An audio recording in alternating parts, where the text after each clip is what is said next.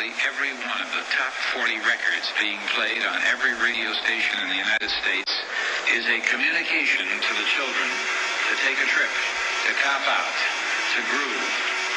The psychedelic jackets on the record albums have their own hidden. This is a special question. We don't want you to smoke genetically modified ganja. We want you to smoke the real thing. We want you to smoke the natural herb. Some call it marijuana, some call it sensimedia, some call it lamb's bread, and some people call it ganja. Welcome to another edition of the Adam Dunn Show. I am your host, Adam Dunn. I am Dave Charnick. And my headphones need to come up. Bring those headphones up. I hear shit. I can't hear anything. Oh my God, this is a tech disaster show. If you want to know how to not run a podcast, just listen to ours every week. 'Cause this is how you don't do it. Hello. It's all right. We don't need headphones. Why do we need to hear anything? Turn my mic. There we go. Hey. Welcome, guys. So, as half promised, this is a half promise show. We're going to do one part of the Cryptadelic. Well, we're the delic. It's official. Look at you. What? Oh my God! It was going to be a secret. I was going to wait till somebody said, "I think Dave's on Dave's shrooms. tripping." Dave's on shrooms. Dave's on shrooms. All right. So all mistakes and fuck ups, we'll blame it all on psychedelics this episode because we don't have anybody here to champion them because we're not, it was funny. NFT, holy shit. Did I get enough? I could have had 20 more guests, I think, because everybody's on the same tip. Yep. But we've got a pretty good selection going. I talked to James Bean once again. He just started rambling. Blah, blah, blah, blah, blah. I was like, oh my God. He's really smart when it comes to deep. this crypto. When he was talking to me, he wasn't just saying, he's like, you should buy this coin. He's like, no. What you do is you move this coin into that, and then you wait for this to fluctuate. We got him on the show. We got him coming. Don't you worry. We got him coming. So we got James Bean coming in later in the show, but we also have my buddy over there, the pharmacist on the East Coast, with his friend who really, really crushed the game in NFTs, and we're gonna get that story, which is like literally a stoner does good story, like fucking finally. It just seems like it was the logical progression of glass art in the cannabis world. Oh, we haven't even gotten to that part yet. Pogo, Pogo. That's. Dave, you're so far behind the ball. We've got coming into the studio Pogo Glass, Coriort, who's taken it to the next level because when we were at the Champs show here in Denver a couple weeks ago, he showed me a piece that he had, and I knew that he was also on the whole NFT game too, but he showed me inside the actual piece he's got the QR code built in. So you're just like next level shit, right? Thank you, Bonsai Woodworks. We didn't even feel the need to actually post a disclaimer because we didn't think anybody would ever think we were giving investment advice on this show, which we are absolutely not. Don't ever listen to us. No. In fact, listen to Adam when he says don't listen to us. Yeah, don't listen to us. That's the number one rule on the show is never listen to anything we're saying. Not when it comes to crypto and investing. I mean, we're gonna ask questions and learn with all of you guys right now. It's this is what I heard though. This is a Micro show too. Micro's gonna love this show. I can already tell just by how teched out he got. Before we even were on the show, he was already like, I used 5 watts per kilojoule. Not even that. He was going off. Anyway, yes, he showed me his piece, John. Jesus Christ. The level of maturity of our listeners. Isn't it something? You can't say the word peace. You can't say this. You can't say that. But why can't you say peace? Obviously, because he said I showed him his piece. You don't. He showed Adam. That's a double entendre. There you go. Thank you for that. Innuendo. So we will have him in studio hanging out, showing us some of the glass. Also talking about his new drop he's minting a new NFT tomorrow. It was also funny because when we were talking, I didn't even realize how on point I was. I was like, oh, so it's dropping tomorrow and you're on the show today? Oh, come on now. It's like I planned this shit or something. You'd think I planned it. One would think that if they didn't know you. No, absolutely not. But yeah, tomorrow, 8,008 of his new Hash Wizard NFTs are going up. So, and what's funny is I tried to get the one that that James was talking about, the monster one, and it was sold out. So all these things are just, like when you start seeing 8,000, 10,000 units sold in less than a day or two, that's really taking you to the next level, right? So we're going to have, he's like, good, no sound bites. Dave Leal, don't you worry, my friend. Fuck you, Dave. How perfect. We're not going to leave you. How perfect me? was the that? Fred Norris of the Adam Dunn show. Are you kidding me, Dave? Smoking. Now you're going to get it. You're getting it. You and Dave are now the targets because we've already decided that the Fuck You, Dave will be the most used sample of the entire do you know why? Did you ask Mark what the only one sample button he has on his keyboard is? Fuck you, Dave.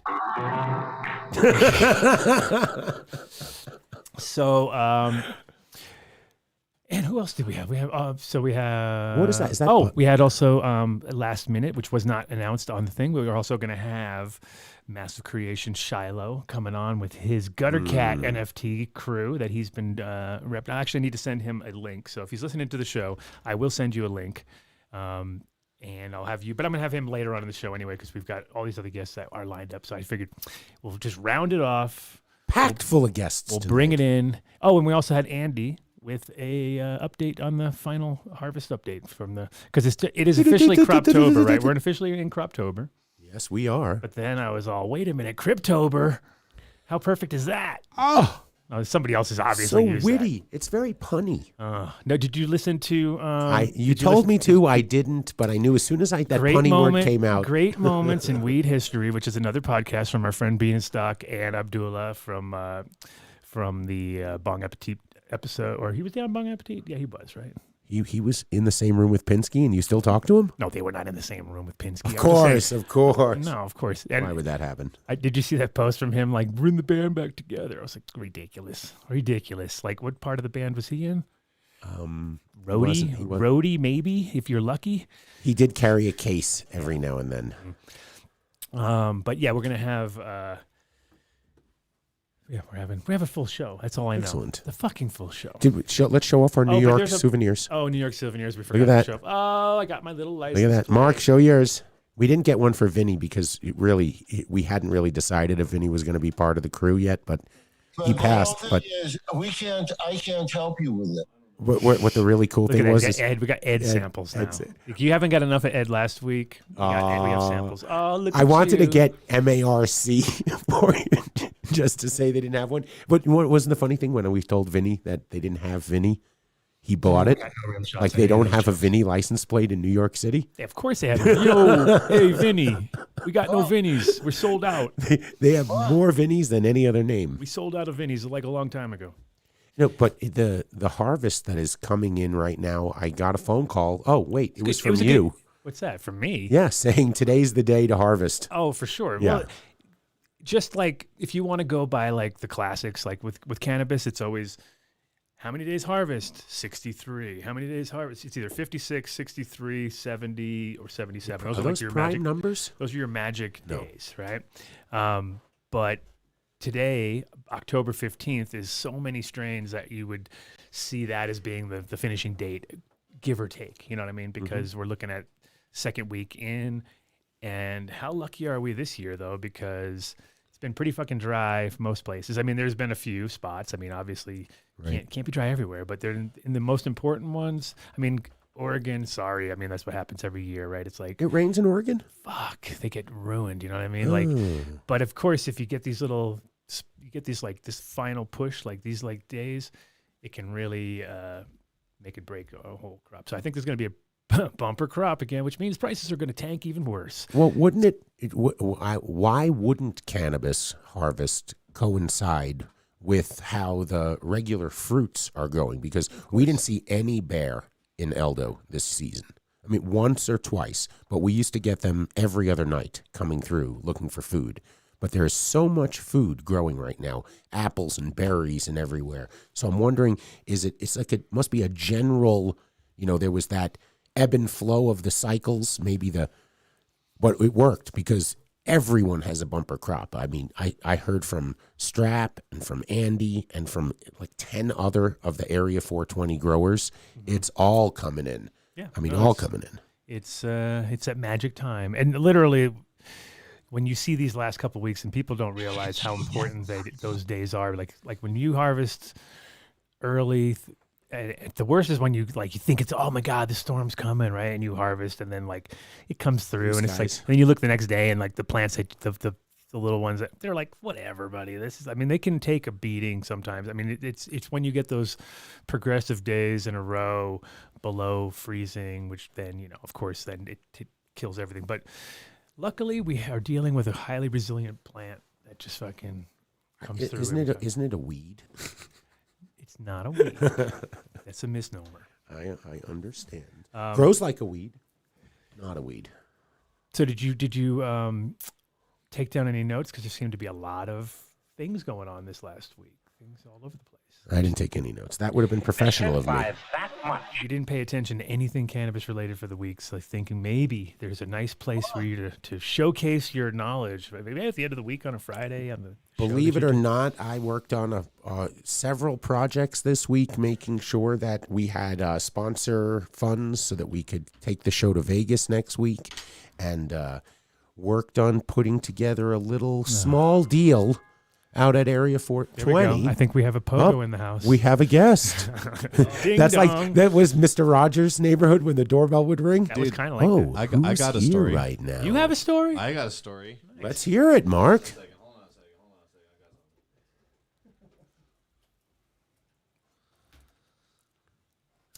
South Carolina teacher arrested after student takes marijuana gummies from prize box in classroom, sheriff says. From prize box? What? What is a prize box? A South Carolina teacher was arrested after a student allegedly found and took a pack of marijuana gummies from a classroom prize box. I want to meet all these people who have such disposable income that they're just throwing gummies away. Yeah. That's interesting how it got in the prize box to begin with, though, right? Like, what's that? Yeah. One of the other kids put it in there. The prize box was used to reward students. And, it seems like one of the kids took out a package of gummies. Do you really think that's what happened, Mark? Or How old is the kid? How old is the kid? Let's see here. If he's a teenager, the then kid got caught with his gummies. I was going to say, then he brought him to school. And he's like, I just took it from the prize box. I didn't take him from my brother. That's what I was thinking, too. How old? No idea? Wow. The next day, investigators searched Weiss's home and found packs of edibles similar to those found in the classroom. Oh, so the teacher had them. Oh. When the teacher's that stoned that he actually... No, she. She. When the student took the pack of edibles, Weiss allegedly told the children to pick something else from the box. The student returned to the box and grabbed another pack of edibles. Whoa. What? Kid's on it, man. That kid's on it. Yeah, right? So she turned herself Friday morning. Yep. What? This is a very confusing story. Yeah, that's very weird. Yeah, there's something more going on. She just here. Was stashing them in the prize box, thinking like no one's gonna go in there. It's the prize box. Like that's not too bright on her side, I'd have to say. Agreed. Look at Mark's made me 9 times bigger than we you haven't again. Agreed. I know. I'm working on it, dude. Did anybody here watch the Joe Rogan? Sanjay Gupta No, I heard admitting all that about it. cannabis. I'm just over the whole thing anyways. Oh, you didn't even see that part either. I don't watch podcasts, man. My God. Why? Well, tell me about it. So somebody is listening right now who didn't. So basically, Joe took him to task, which was kind of good in the beginning because CNN obviously misrepresented everything about Joe. Like it was funny too because he pulled up all the clips too. Like, oh, let's just watch a clip from your network, and then it was like them going, Joe Rogan, failed podcast. You know, like the way they love to put it all into place, even though he's only got 50 million people watching it or something ridiculous. His contract is more than most of the people that appear on network news. Ever dreamed of winning a home? And Yes. so they got him on there. It was pretty funny to watch because it was like first it was about the whole ivermectin situation with him taking that, and he basically was like, so you guys had me on there saying that I'm taking horse medication, which I have enough money to buy my own human medication, and I got it from a doctor, and you never mentioned that. But so he was on his back foot for that. But later they had basically which was pretty good from a cannabis point of view, he had him full on admit that he was 100% wrong when it comes to cannabis, Sanjay, and he had to he had to come back and basically change his entire opinion on it. So it was like, okay, now that's pretty awesome to see, because it's like, unfortunately, that's where the most of the population tends to like believe that guy. You know what I mean? Even though he's just especially he was a doctor and he went through Western medical training and he's just regurgitating the shit he was taught. That pot is bad. It's funny you say that. I had a gym teacher. His name was Larry Rosenblatt. Shout out to Larry Rosenblatt. In 1986, 87, I didn't get caught with a joint, but I think I must have smelled. And so he took me over to the side and he tried to tell me that one joint was the equivalent of a pack of cigarettes of damage to my lungs. So that came from a doctor back then who gave them this shit to tell them to say this or some bullshit study they did. So that's how Gupta was raised. But shouldn't we focus more on the fact that he did change his tune? You know, and that he's come around and that, yes, he was a douche in the past. The funny part is that if you watched the CNN version of the show. Oh, bad editing. Oh, yeah, they made it. They tried to make it like, they were like, yeah. And Sanjay was like, they tried to make it sound like he was in an MMA fight with Joe Rogan. Like they made it try to say, it was so ridiculous. Like he wrote it himself too. He even wrote it like where he was like, and then Joe looked at me and I thought he was going to jump over the side and grab me in a headlock. I was just like, come on, dude. Could you make Very it? Tom Clancy. And then you watch it and you're all, it's not like that at all. It's like he basically just was like not letting him get out of not answering the fucking question, which is the way it should be. But it was a 3-hour long thing, so it wasn't like the whole thing was like that. It was just there was a little tension at that moment. Well, I thought the misrepresentation thing that they were complaining about when he was talking about ivermectin is that he didn't take it intravenously, he took it rectally, and that was the big problem. No, that wasn't it? That wasn't the okay. at all. Dave with his first boof comment. Like, how long did it take? How long did that take? 20 minutes. Did you not see the meme Did you not see the meme that Vinny put up? Wait a minute. Hey, Brandon, we're not supposed to talk about that. That was in the 80s, and we really, it was just the way things were back then. I am the great Vinny, you need to step up your game. Last week, you fucking crushed it on the sound effects. He's fucking up now. And now you're like so nervous, and you're a step behind. That's because he heard Dave said, the other Dave said he didn't want to hear one single sample. Well, that's a perfect time for the fuck you, Dave, to come up. Because, he wants to hear our incredible voices. And I don't know what's happening right now, but technical difficulties are synonymous with Adam Dunn Show. Right? I mean, pretty much. That's how we develop. That's what we're known for. We are known for the TDs. In cannabis news, I heard an interesting story about a building in Canada that a public company invested, see if I was professional, I would have this number in front of me. I'm pretty sure it was $200 million, right? It's the 1 million square foot facility. It was going to be designed to grow medical grade cannabis, GNP, for export into the UK or into the EU.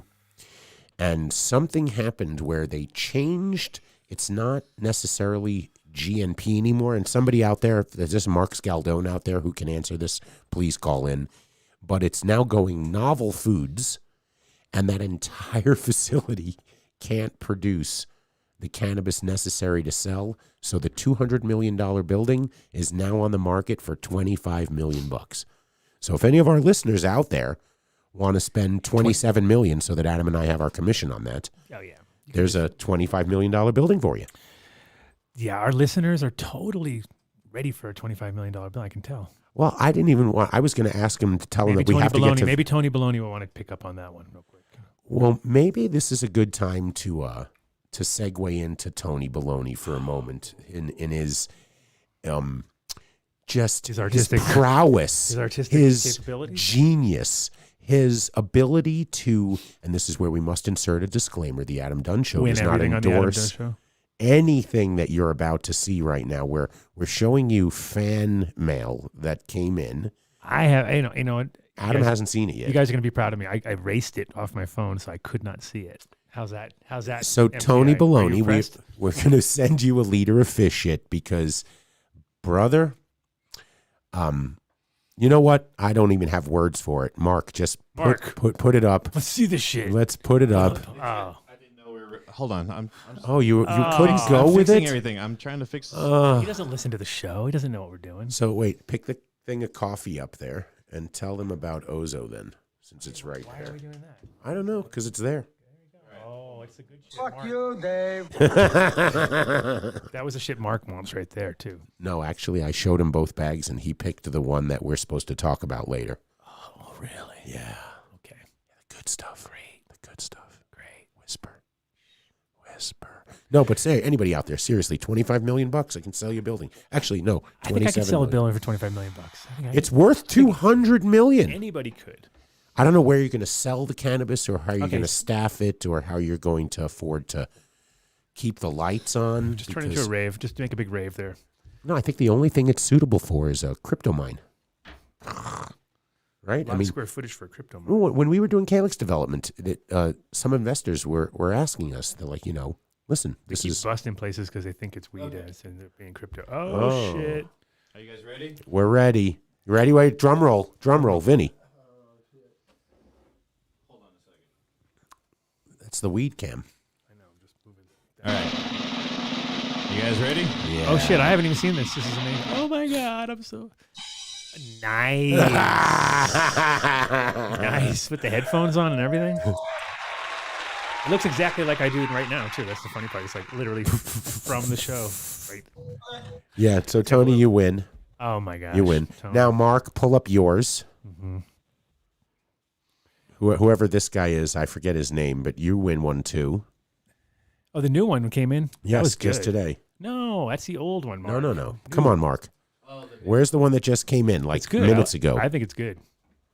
I showed it to you already. I mean, this guy actually, I think he pencil drew this or used some type. No, it's was a it- program. Oh, it's a program. I mean, he's getting on a computer, Ivis. I see one for Dave. You don't have to too. draw it. You What? don't have to, No, you don't. You don't No, have to no. draw it. Yeah. Smash You don't Cannabis. see that It's- one. It can be just stuck together. I don't give a shit. That was not Tony's best work. changes back again. That wasn't the one he did for me wasn't his best work. I wouldn't even put that up there. No, it was I'd pretty- delete that.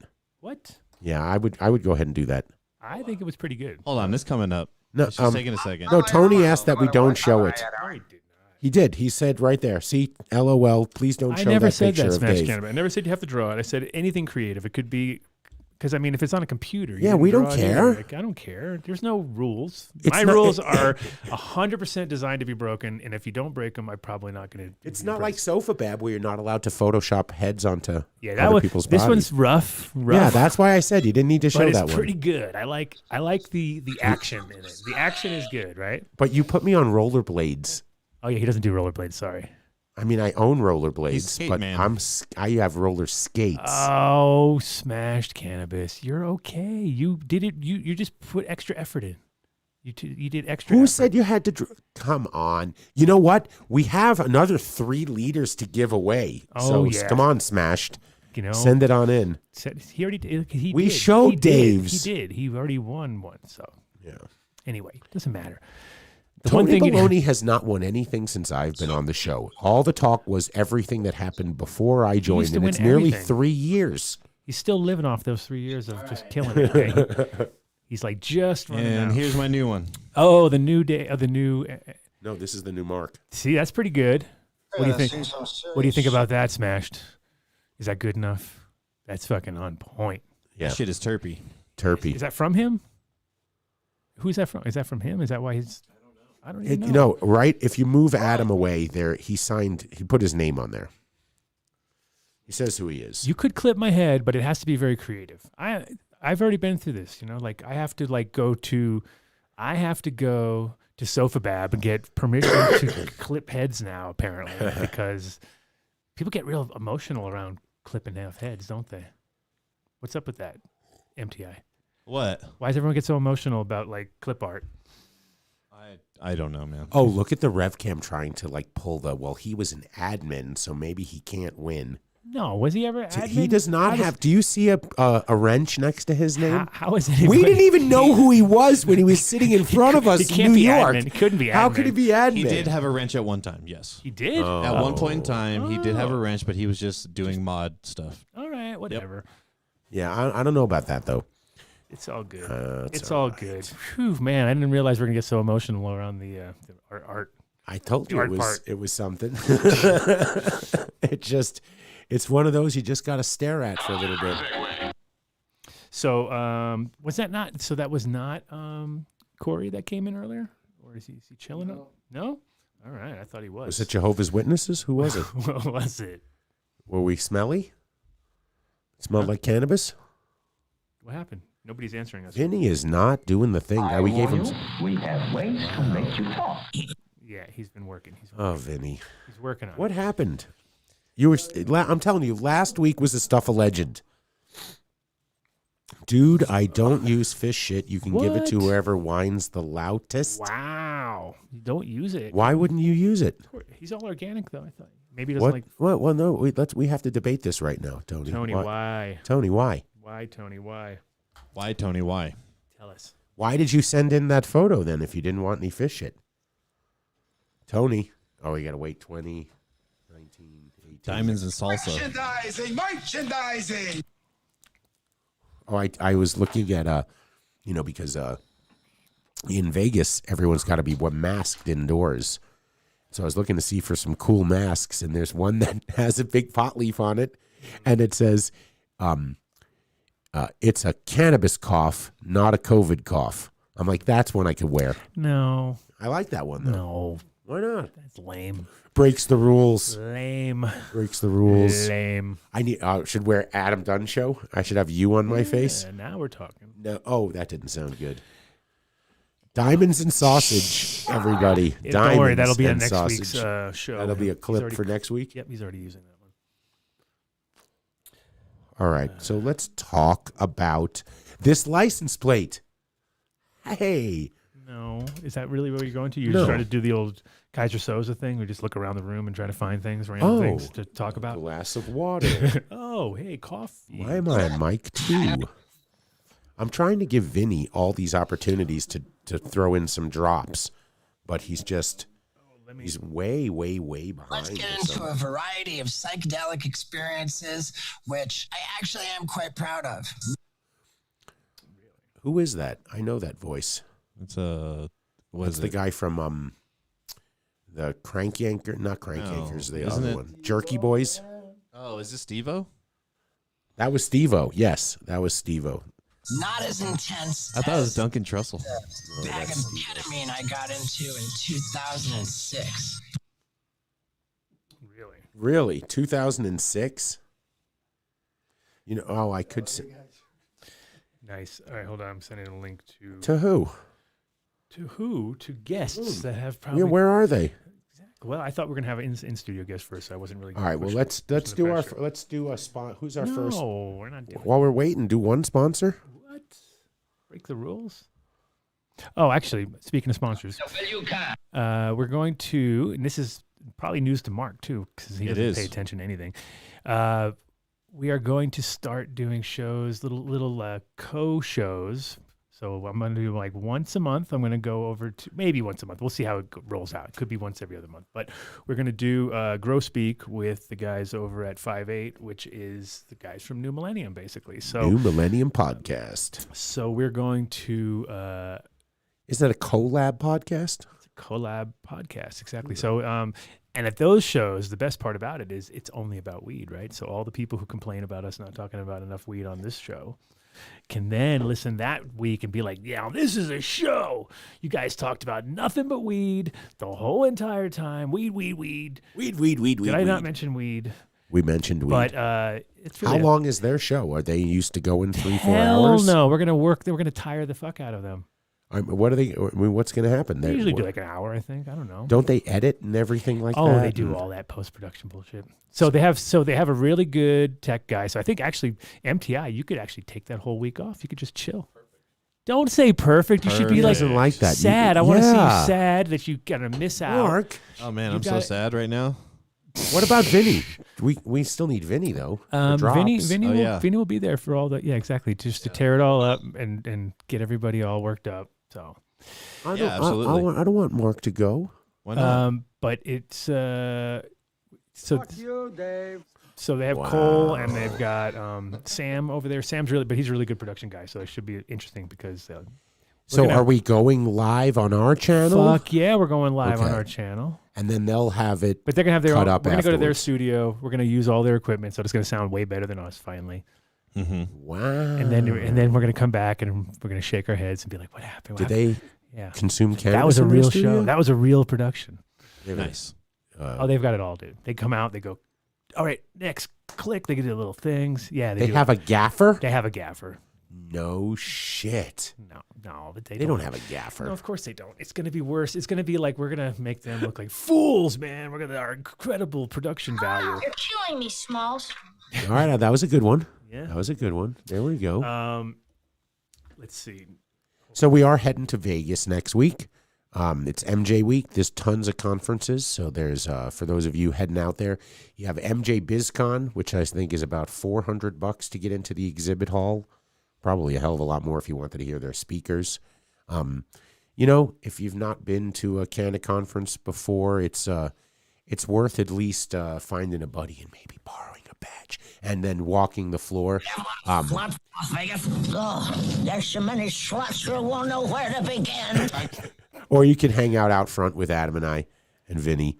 We'll do our best to find a spot that is cannabis friendly, where you can do a little business and you don't really have to be in the glitz and the light. I always found MJBizCon was one of those conferences where each booth just tried to be louder than the booth they were next to, and it got really fucking noisy. But then Wednesday and Friday, right? It's MJ Unpacked, which is George's. We had him on the show. He got like nearly 3,500 people. He thinks maybe by the time it's all said and done, they'll have 5,000 people there. And it's straight up. It's just brands, dispensaries, or retailers, and money people. So I'm hoping to walk around that one a little bit. Yeah. It's funny, though, how it didn't fall far from the tree. It's like we have MJ, as I like to call it, the JizCon. MJ JizCon. The MJ JizCon. And now you have the MJ Unpacked, which also makes a very funny in my mind, I just see a guy unzipping his fly. That's all I ever did. That's all I can see. When I see MJ Unpacked, I just think of a guy unzipping his fly. That'd be the promotion for it. It'd be like, right? Ready to pound MJ JizCon? Pretty much. It's like, get the rodeo out. That's the imagery I'm getting in my mind. Right. Typical Vegas, right? I had Vinny. Vinny, come on.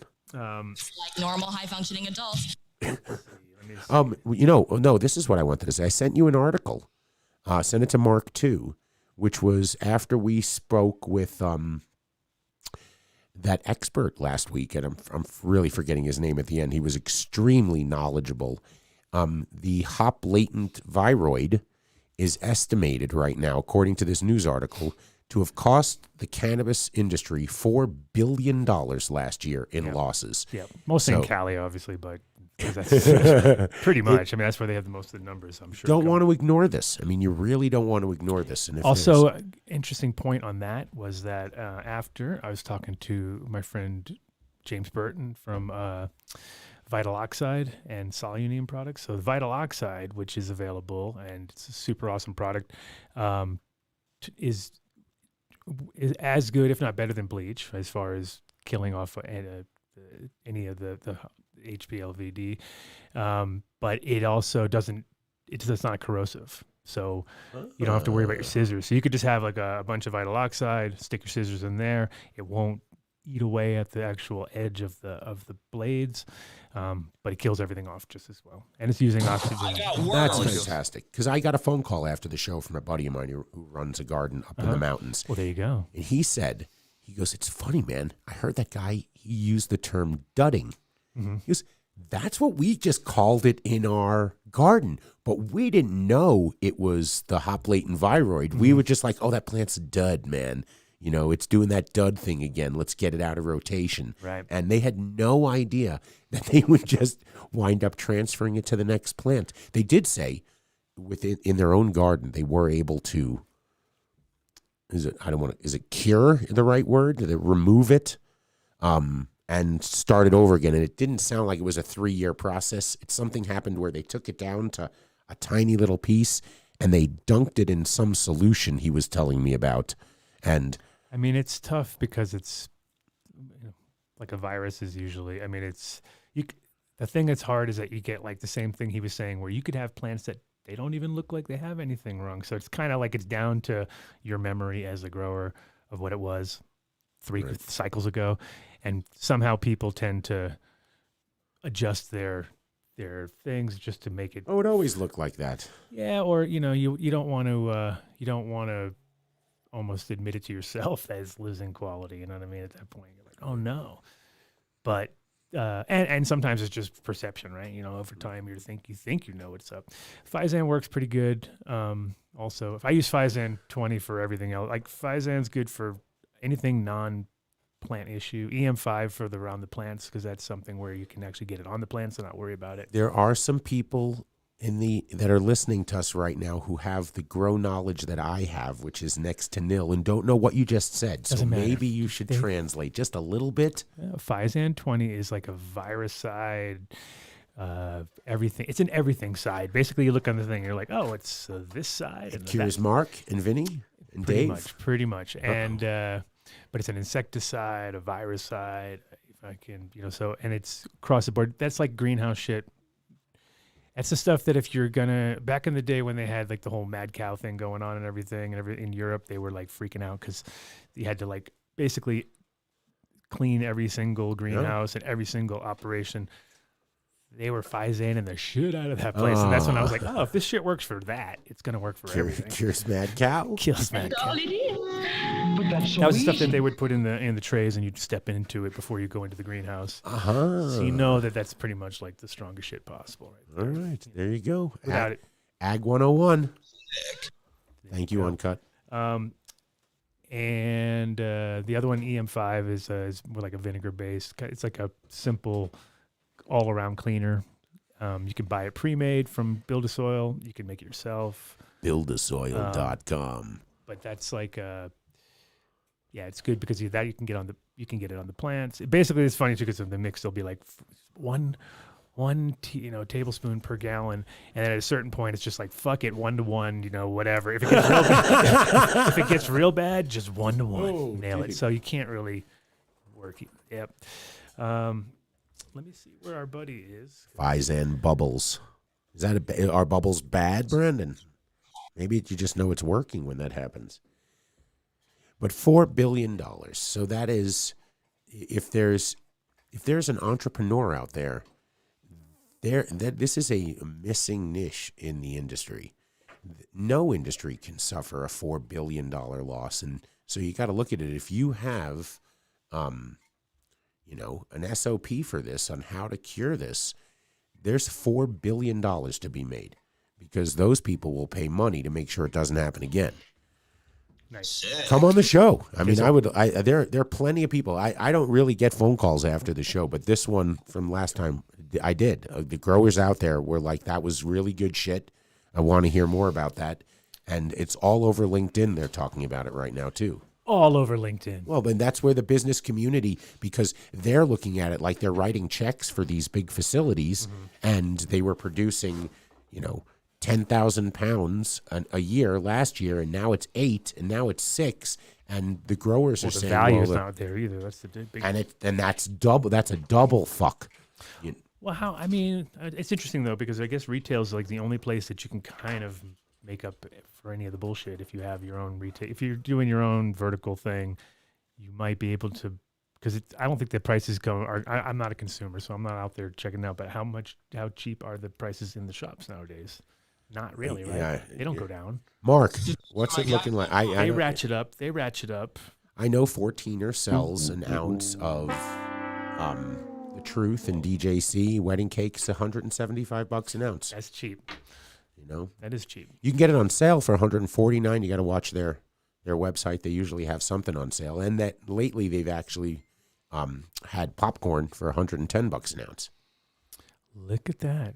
So then they hand you just normal popcorn, and they're like, "Get the fuck out of here! Get the fuck out!" It's not in the cans. It comes in a Not in a plastic. can. Comes in the plastic jar. What? Yeah. Oh my God! It's not can worthy at that point, I guess. Not can. Well, no. Yes, because each can is an eighth, and there would be, be tons of little. You'd shake it. It sounds like a snare drum. Diddly diddly diddly. No, I think they do it right. They do it right. They also have some amazing. They're calling it cold press live rosin, and it is dabs fantastic. Oh shit! I think I almost just lit Mark's cable on fire. Don't do that, Dave.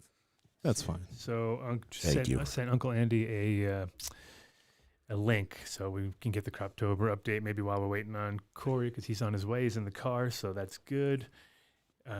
Hey, shout out to everybody down at Colorado Area 420. We've been talking with Whitney about trying to plan an ADSI, Adam Dunn Show Invitational Cannabis Competition just for the Area 420 growers. I'd love input because at one point in time it was the right decision to just do it in Denver, but then you realize you got all these growers. Maybe we just make it a smaller event just for them, and we do it at Area 420, and we risk the fact that there could be a foot of snow and the passes could be closed. Could be nobody there. Could be one of those events where it's just MTI because he came early. And he's all set up and mad at us. Oh, I'd be so mad. Oh, my God. He'd be so mad. Yep. He'd be on the phone with Bonnie, like, I'm sorry, honey. I know you told me I didn't have to leave that early, but I did it anyway. I'm really sorry. Uncut Bush. He wants the input. He needs that input. You know where he wants it put, too, right? Uncut. Oh. Come on. Oh, hey-o. Booth Talk with Dave. You need your own show, Booth Talk. That'd be good. I think that actually. What? It's got a ring to it, doesn't it? MTI? What was that? Get that out of rotation. Booth Talk with Dave. I mean, I think that sounds like a good podcast. That's big time. That's Goofy, you need to help me. I love Booth Talk. No, Booth Talk. Booth Talk. Welcome to Booth Talk with Dave. That's Welcome pretty good. to Booth Talk. I mean, that has what have you had up your ass this week? Apparently, the molly gets absorbed more effectively when you take it up your anus. Thank you. Was that Sarah Silverman? Who was that? That was a good one. No, that was that thing that's on. It does all those little 10-minute blips, right, on people on drugs. Yes. Yes. People on drugs. People on what's it called again? Something trip something. Animated. What? Animated. Animated? No. Animated? It is animated, but it's not called animated. Oh, that's what he was trying to show it to me before the show. It's some TikTok channel. No. Right? Yeah, that's what he said. It's called Animated. Okay, well, there you go. Yeah. That's not exactly what I was The thinking. sultry sounds of Booth Talk. Brought to you I'm by telling you. Jason Pinsky. Perfect. Got guests and everything. That would be the great way we could take his sponsorship money, is that the only segment he could sponsor is Booth Talk. Yeah, Booth Talk Corner with Dave. Wait, how did my name get into that? Booth Talk Corner with Pinsky. Fuck you, Dave. Wait, $4 billion loss, plus or minus Section 280E. Yeah. Yes. Well, 280E has to go away. We need an excise tax or some type of flat transit tax, something not 280E. I don't know if you guys, we should have somebody come in before it goes away and just, tell the true story of how 280E came out about the cocaine dealer who filed his taxes like he was running a Fortune 500 business. And when they tried to get him on tax evasion, like they got him on all the cocaine charges, but they really wanted to get him on tax evasion. And he paid his taxes exactly like any other business, and they couldn't get him on that. And so they added clause 280E, which states that you cannot take business deductions for anything that is federally illegal. And it sat there since the 80s and wasn't really an issue until the Cole Memorandum. And there started to be actual legislation that says this is how you collect taxes from legal businesses in Colorado. And fuck, have we made them so much money? I mean, think about it. They should be looking at it like this, right? $4 billion loss is what percentage of their tax revenue? So they should find a way to help growers use some of that tax revenue to sort of figure out a way to I don't know, end this virus, right? Oh, that was a bad thing to say right now, I End this guess. virus. End the viroid, excuse me. Yeah, I mean, hopefully they would. I mean, it'd be nice if they would take that into consideration from their text and like looking at it from that angle. But I doubt it. I mean, the best thing they could do is like give us access to the right, labs and stuff. Because really, that's what it all comes down to. It's just all lab work and. Well, didn't the nerds. guest last Nerd week? work. What was his name? Do you remember his name? Joe. So what Joe said last week was that really it needs to be done in an FDA lab. Exactly. Right? And which is the government. There you go. So there you go. FDA. Well, it kind of scared me when he was talking about what would happen to a hop, farm if they discovered the viroid. They'd burn the whole thing down. So is that what they're looking to do? Uncle Andy. Hey, yo. Oh, look, he took Checking his in with the glasses Croptober. Croptober. It's Croptober. What's going on, guys? Oh yeah, you gotta look young. You gotta look young again. Don't pretend like you can see the phone now. Yeah, we love the up the nose shot. You know I can't see the phone now. Why you gotta call me out? Come on, man. Just pretend like you know what you're looking at. Hold the camera up from above and down. You'll look younger. Oh yeah, you want to make yourself look. There But you then go. you can know he's in the ghetto. Yeah, Dave knows all the Instagram He's in girl the tricks. ghetto. The ghetto of Oh, Moffat. the Instagram what? Moffat ghetto. The Instagram girl tricks. Instagram to get the good girl pics. Hey, you want to get the thin? You need to get your chin. Well, do this, There you Andy. go. There Can you go. do this? Suck in your cheeks a little bit. A little more duck face, please. Duck face. That's what it is. Yeah. Look at him having to put his There glasses on. you go. Dude, There he got you it really go. good, really We got fast. it. Wait, turn to the left and be a little bit more pouty. I was 12 years old. So, what happened? So It's Vinny doing drops. It's Vinny. Vinny's making the drops there. So you guys, today would be the official last day of any harvest, normally around October 15th, right? I mean, most places in this sort of frame here, and for the most part, it seemed like this is the magic day. You got all the work done, right? You're done. You're out of the ground.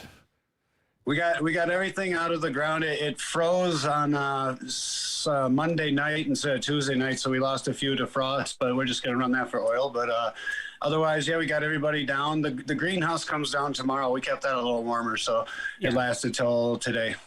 Nice. Even the greenhouse on pretty much the 15th. So nice. There we go. Yeah, well, unless you got the full on, climate controlled 4-season greenhouse, which we do not. No, not moving on. Not have a 4-season greenhouse? And overall, what was the? I mean, because I know it was. I mean, we were just looking at a fraction of what was going on down there, but how did it all work out with the greenhouse that we saw and with those guys over at Revel and stuff? They pulled it all in before the season, I'm assuming. I believe Rebel got 90% of their stuff in for sure before the frost. So all in all, they did a really good job. I think they were doing a really bang up job. And then as far as we did, we got most of our stuff in. We lost a few nice ones, but with that many varieties, it was kind of a race against the clock and a race against the numbers. We had too few people and not enough time. But no way, that never happens. He had to throw that in there. That never happens. Why don't you have enough staff, Andy? It's okay because we haven't staff. Well, because they gave me a shot for that. The staff is gone. Not that staff. My bad. My bad. No, but in general, I mean, everybody knows harvest is always short on staff. People talk a big talk when it comes to harvest, and then when it really happens, it's like you're standing there by yourself, going like, "Well, what happened to all these guys who could do? I do 100, I do like 5 pounds a day or some bullshit." You know what I mean? And you're like, "No, you don't." And first of all, that's some bullshit right there. He's working for the other guy. When people really know, they're like, "I might be. I won 1.5," because that they've been through it. The back's hurt. They've already got to that point where they're just like, fuck. But, you can only fool your friends. You can only fool your friends so many times when it comes to trimming. That's like, hey, come on over. I'm trimming weed. It's going to be great. And then they do it. And then they never come. only works for about 15 minutes. Yeah. Yeah. And then when you're Yeah, once you've done it the one time, for me, it's crazy how quickly my lower back starts to hurt. Like, it's so crazy. It's like it knows exactly what you're doing because it's like, oh, you're trimming weed. Oh, hold on a second. Let me remind you. Let me remind you of what it was like last time. And you're like, oh no, it's already starting. Fuck. Well, what happens when the guy shows up and he's got like the fucking butcher knives on and everything, and he's spinning scissors in his hands? Where is that guy? Yeah, no lie. There's those guys. Yeah, help me out here, bro. Ain't too many of those. Ain't too many of those. So, but overall, it was good.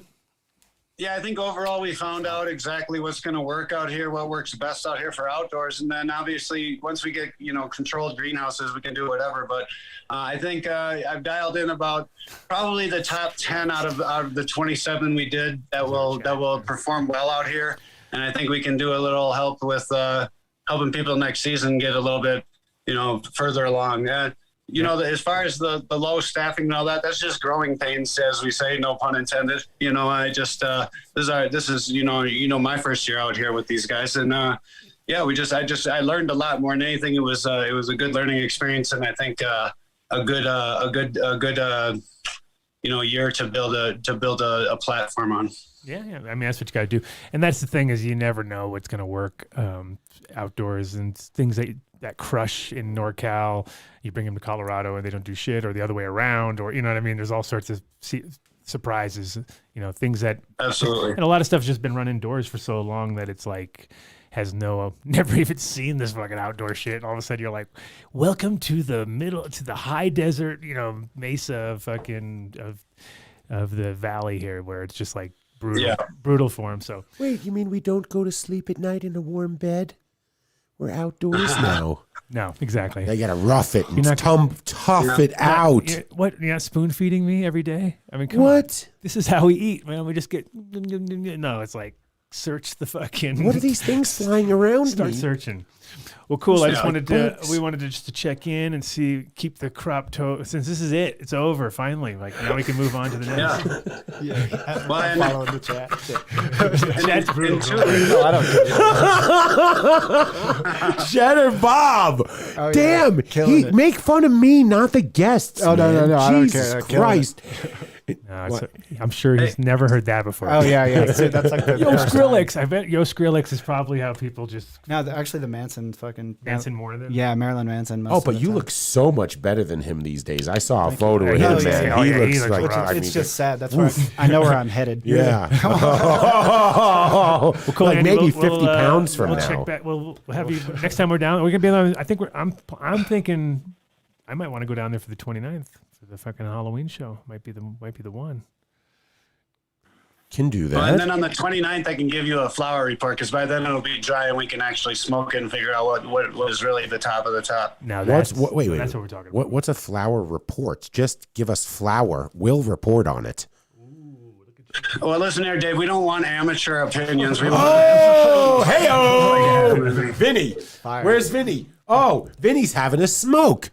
Perfect time for a fucking drop. There we go. There we go. All right, well, we're gonna jump on with our buddy here with Pogo, aka it's the other way around. Very Corey, good, man. Pogo. Yeah, just Pogo. Thanks for checking in with me, and we'll talk to you soon, buddy. All right, man. Peace. Yeah, keep those comments to yourself, Uncle Andy. You fucking guy tries to be nice.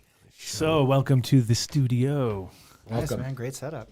Come closer to the mic. Oh yeah, it's thanks radio. for having me. Yeah, you can. Oh, yeah. I got a face for radio. It's good. That works. There's two of us. I know, right? Yeah, we actually wanted to have you on the show. What was it, about a year ago or something like that? Yeah, dude. I was stuck down. The planet was broken. Yeah. Yeah, it was even more. Maybe it was more than a year ago. It was at my house. I know I was at my house waiting around, so it was kind of like, he's not going to show up. Yeah, it's all right. I kept telling him, like, dude, I got to leave in like fucking 10 minutes. The best part is that I've always, when I had my hemp store, Glassblowing cracked me up because they had such characters. There were such characters because they'd come in and they could like desell themselves out of shit, or they were like, they were hilarious because they'd be they'd be either super humble and then they'd be like, yeah, well, all right, I'll take less. And I haven't even mentioned price yet. They're already dropping the price, or the other way around. The good old days. And then they'd get a girlfriend, and then their shit would be on point.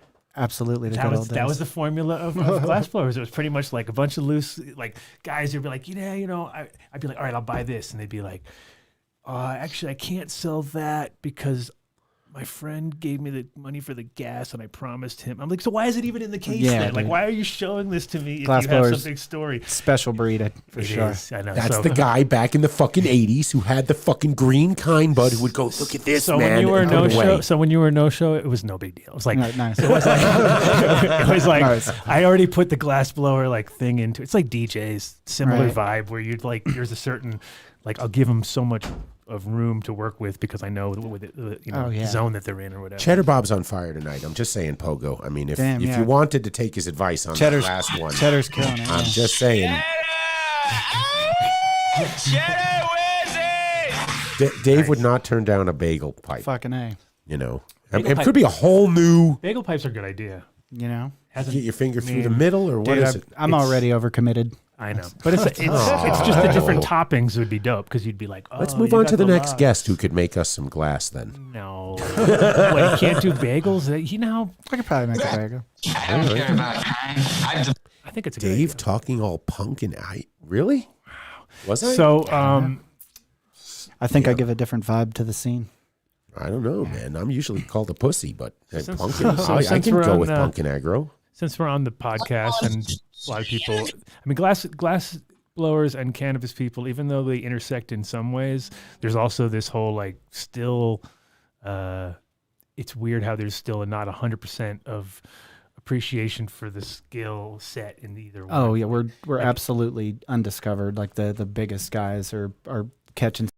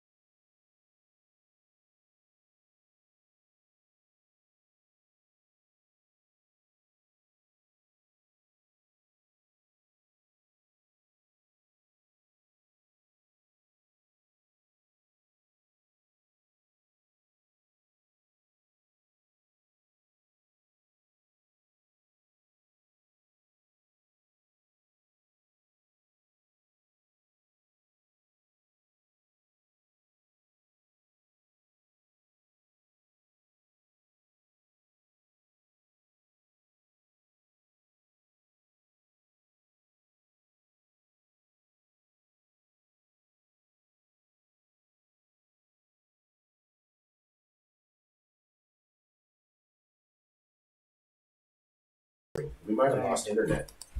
No.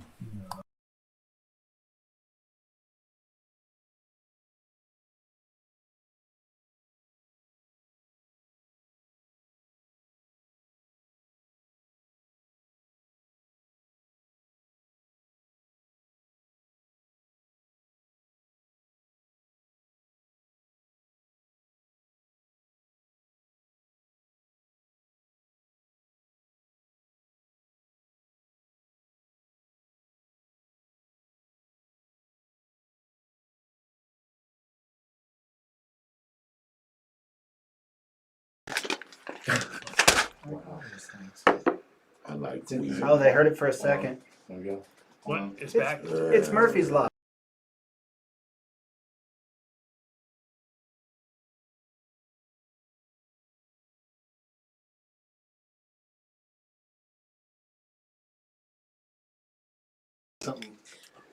Yeah, Cheddar Bob usually has some good drops. Yeah, kill it. It went away, right? Yeah, wait, like if I had a keyboard. I'd We're be- back. It says we're back. Okay. Okay. Fucking A, right. It says we're back. They fixed us. Somebody tell. Well, we'll find out in 15 And we're seconds. back. There it works. All right. Fucking A. What the hell is that? Murphy's Law, dude. If something can go wrong, it will. So, are you sure you want to say that Murphy- again now that we're back? Murphy You had that incredible thing you were telling us about how, you know, I mean, that thing about really- Adam in high school that you Murphy heard about. I mean, really, that was the whole gem of this It's whole. from a different mic. It's like the Forrest Gump thing where they all the Murphy. We're back, Retro- but now it's off again. Back Oh. now, then gone again. Every time Dave moans.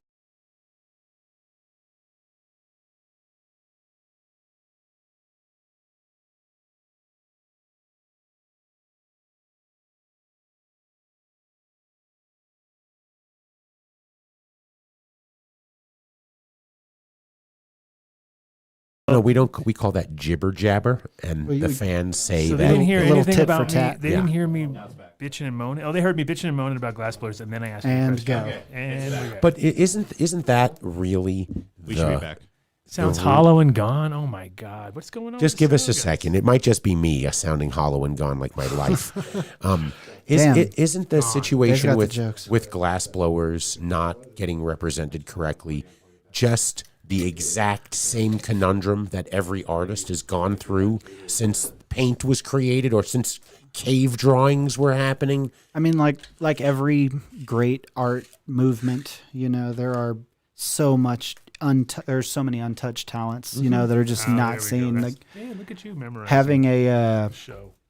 I do all right, you know, having the ability to expose yourself definitely helps in the scene. Like I do all right with marketing. Like I look like Marilyn Manson, they say, so I guess people catch me. No, you were definitely a marketing machine of your own, Oh. right? Because when we did our show together, I could see that because it was like you got into your mode, which was good. So it's like Full I said, Marilyn, though. you went into full Marilyn Manson mode too, because you had the eye, you had I the did. white, you had the I white did. eye, he had it all. I actually did wear the literally- white eyes for a while He and was shit. full Marilyn Mansoned out at the show, and I was like, perfect. Pogo is in fucking full swing. But that is a brilliant marketing technique. Well- because you tap into his gajillion followers. It's not even that it was. It wasn't really that. It wasn't even tapping into their followers. It's just being different in an art scene. You know, like our scene. He says it's real cannabis centric. It's right. Like 90% of glass blowers, you can fucking pick them out of the crowd because they all look, you know, like a glass blower. And you know, so like I was the metal kid or whatever. The glassblower Manson guy. I just stood out for being, you know, different. And then my work got to a point where it spoke for itself. I'm actually wearing a shirt from my friend Carl Termini. I don't know if you've ever seen his Oh work. fuck yeah! So Carl was my guy out in Amsterdam, and it was like amazing because there was he's super talented. Now he's running Cornell University's glass program. Like he runs the whole thing. We should have met with him So when we were out there. we could have, but we were, Yeah, he's fucking amazing. like worker. his talent. Yeah, his talent is next level. And the funny part was that he was trying to be the artist in Amsterdam, and he was like the classic. Like he would just whip himself, right? He'd be like nothing's good enough. He'd be always so down on his own, and I'd be like, oh my God, this every is like, artist. this is amazing, right? And he'd be like, no, dude, I fucked up here and there, you know what I mean? And that's part of the whole deal. It's like, to be a good grower or to be a good glass blower, you definitely have to always think you can do better, right? You have to be your harshest critic. And because if your you're not, friends you're- aren't going to tell you that you did bad because they don't do the Because they shit. want more weed. Well, yeah, and and they more don't- glass. They don't do the shit exactly. Right. Like to them, whatever you're doing is magic, but you know, to yourself, like it's crap. You'll know that I think the piece is amazing if I go, you know, it's kind of like shit. You should probably just give that away. Yeah, Well, That's it's- the one I want. I mean, the quality, and it's interesting to see how the quality of glass compared to also the same with cannabis has definitely across the board gone way up. You know what I mean? Because everybody brings in your circle. To be fair, because there's people in every level. But I was going to that- say, going to say, but there's also the same problem of like sort of music or anything. There's also too much. You know what I mean? Oh, so yeah. there's always like the quality across the board, let's say, as far as like the talent that's already out there has gone up. But then the volume has also gone up too. So then there's a lot of like, the thing about glass too is you make it and someone's either got to buy it or it's going to sit on a shelf somewhere. Oh, yeah. Think about those. Like when I walked around the Champs, I was like looking around like, man, out of all of this stuff, like I couldn't find one Sherlock that I would want to smoke out of. You know what I mean? Like it's something about everyone. And you go by some booths and it'd be like, there's absolutely no way I'm even going to look because it's all Indian crap or whatever. Oh, yeah. And then you go to and then you look and it's like there's maybe one or two guys doing something close, but everybody's, but individually, like the quality of the art has gone so much higher. Like when you see the show, like the competition part of the show, and you see like, okay, now we were looking at some fucking. I think social media really is to blame for that. We're more connected now than we've ever been with the internet, so people can learn and talk about cannabis growing, glass blowing. Like when I started making pipes, dude, it was still illegal. It was still cool. I was like manufacturing drug paraphernalia. And where were you? Where was that? Down in Texas, which is like the worst place to make drug paraphernalia at. Definitely not a good spot to do it.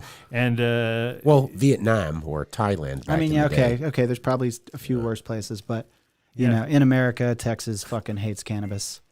So, but it's funny when those places that supposedly hate cannabis, it's like where the people smoke probably more than ever, just because of that fact. Or the ones who do are out. And so, who'd you learn from? Who's your? So, I found this web forum. It's called talkglass.com. This was before YouTube, so there's no videos. Like everything had to be most important read. part, right? You're like, turn your hand. You're going to talk about clockwise. glass. Yeah. You're gonna read words and try to interpret what the fuck they're talking about. That's rough. It was. But like, I made friends real quick. I'm real into networking, and I met this chick, Amy McKesson, and I asked her if I could swing through the studio, and she showed me like how to make a simple spoon, how to fucking make color changing glass. But the most important thing she did was she sat me down. Fuck yeah, Austin, Texas. She sat me down and fucking made me understand the scene. And like, you got to be individualistic. You can't just try to do what you see everybody else doing. Sure. That there's this really ingrained like set of rules at the time. The glass curtain was up. You weren't supposed to share. Right. Oh yeah, I love it. Yeah, you weren't supposed to share fucking tech. Yeah, any of the stuff. Why not? Well, it's like, there's only so many head shops. You know what I mean? Like in Texas especially, there's only so many places where you can market glass, and glass is expensive to learn, and you fuck up a lot of shit before you make cool stuff. So Got it. Everyone's really... So you can teach yourself out of a way of actually selling your work because you just saturate the market with other people who can make it. Exactly. Yeah. So that's not the case anymore. Now it's an open book. And, I'm pretty open. I do a live stream every now and then where I blow glass and talk about it while It's funny because if you see those, you ever see that like guy online who wears the mask and he does all the magic tricks and he shows all the fucking behind the scenes of all the tricks. Oh, yeah. And he's like, supposedly he's one of the top magicians. Oh, but for sure. But he's all covered up. Yeah, because his friends would kick his ass. Oh, yeah. And it's like every time you see He'd never work again in Vegas. You're like, oh, it's so scandalous, some of the shit that they do. It's just like, you're like, well, of course it's not. You knew it wasn't real, but now you see how lame it is actually on top. You're like, eh. I didn't put a tip in it. It's like from the 90s. Welcome to the 90s. So what year was that again? So I started in 2009. I was probably like fucking 2 months into it. Into the learning about it on the forum when I like fucking just fell in love with it. And at the time I was running this PC repair business. I was like a fucking computer tech, and fucking I'm in the back room of this head shop and I hear this chick that owns it say like, yo, who's fucking... That's fire. Thank you. Yeah, they say like, who fucking around here can make glass? And I was like, well, dude, I'm trying to figure it out. So they helped put me on when I was making really, really ugly work.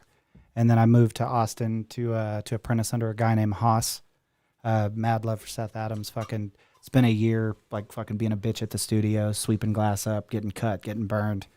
But taught me how to fucking hold the glass, taught me what to think when I'm fucking working. That's the bitch work in the studio then. Oh yeah, cleaning it up off the ground. It's terrible, dude. Like glass dust is real. Yeah, it's definitely not what I mean. It's one of the parts of Glassblowing which I think was a lot of people don't really take into sort of any kind of into their mind as it goes along. But the health side of it all seems like it's one of those like most people are not got a good hood and they're not working in the right conditions and they're in like a non-ventilated spot and they're fucking and they're just there like really like intensely. It's almost like when kids are building models and they're like sniffing glue, but they don't know they're sniffing glue because they're just sort of like, wow, I really love the models. Models are fun, you know. And you're like, I think it's the glue. Mom, I need more glue. I think it's the glue is why they're into the models. And so for glass, like I remember this another guy in Amsterdam who was like working out of a squat, and they had this spot that was a nice, as far as squats go, it was really nice. It was it was an old embassy,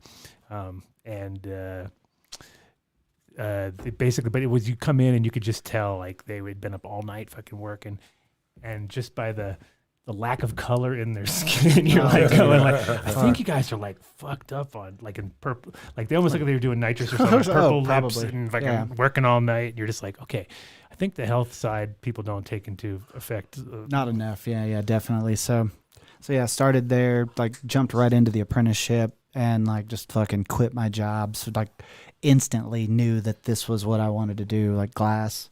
It was a calling.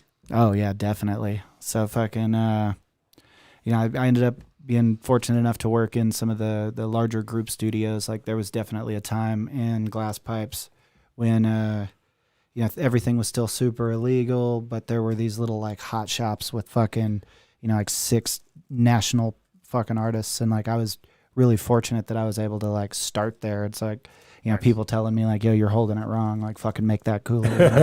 Like, make it look like your own, not like ours, whatever the shit, that whole thing. So, I networked, met a lot of people, took a lot of classes, and that was 2009, and I just passed my 12-year mark recently. Thank you. Right on. It's crazy whenever I hear 2000 anything, my brain just thinks it was like that's yesterday or something like that. It could be 2001, and I'll be like, was that like a couple of years ago or something? Like fuck, it's 20 or 18 years ago. It's like it's nuts. Oh yeah, it happened so fast. Or it could have been 1992 Eugene so the Saturday scene, Market. I mean, the scene definitely with glass also goes up and down when it comes to like being either starving artist or, killing it for a minute in time, maybe there with if you hit the right sort of time and cycle.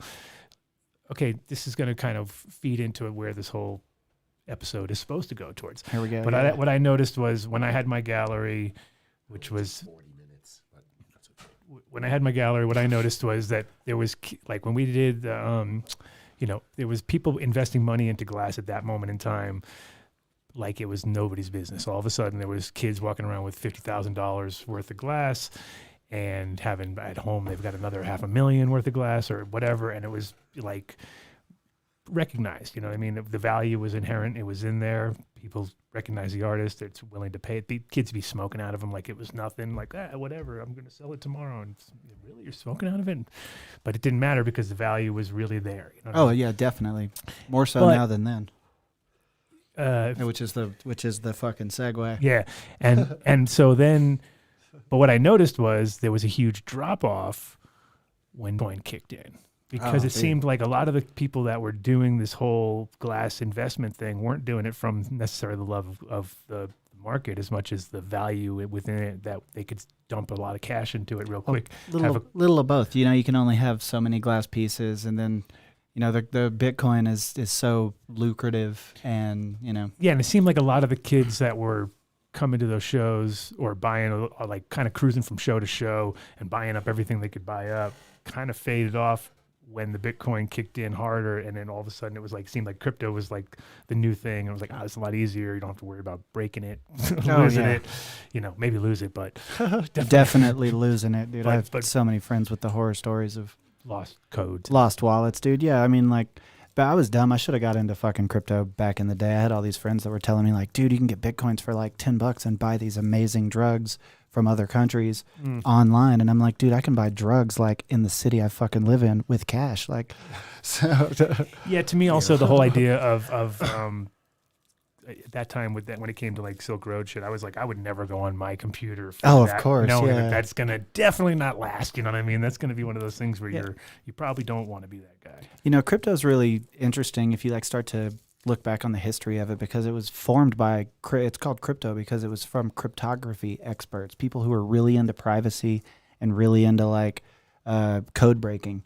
And so the first whispers were happening across these coders. And I don't mean coding like computer coding. I mean like people who, as passwords, like code breakers, like the fucking Zodiac killer, whatever codes, but like these coders wanted to keep privacy, and they were talking about how banks are control the media instead, or the flow of finances instead of the people. And if it was decentralized, that they could fucking, that everyone could benefit from it, not even just them, because the beauty of crypto is it is decentralized. So the first Bitcoin transactions were made under a pseudonym. Are you hip to all that? Is that the pizza story? No, Satoshi. Yeah. Satoshi himself. Yeah, well, whoever he is. Yeah, whoever Satoshi is. Like there's definite links to the first crew of like the coders. CIA, man. Oh yeah, they're Definitely CIA. Yeah, they're tapped. They just like catfished everybody with the fake story of a Japanese guy when you could like, hey, that sounds good. It's fucking but yeah, crypto was like fucking huge at the time, like or getting there now. Sorry, I'm fucking losing my goddamn train of thought. No. But it happens on the show. Yeah, It's so okay. It never happens on the show. What are you people talking that about? smoke weed have a straight They fucking just go track. right to beam. What'd you say? Straight track mind, dude. Some shit like that. I don't know. Cutting in and out again. Jesus Christ. Jesus Christ. What's going on? Are we on like some? Interesting. Sure, it's not. I don't know. I don't know, man. Everything. Yeah, it was might be on working, your and side. then it wasn't working. So Correct. We'll just keep going like it's working. Yeah, we'll pretend like it was working.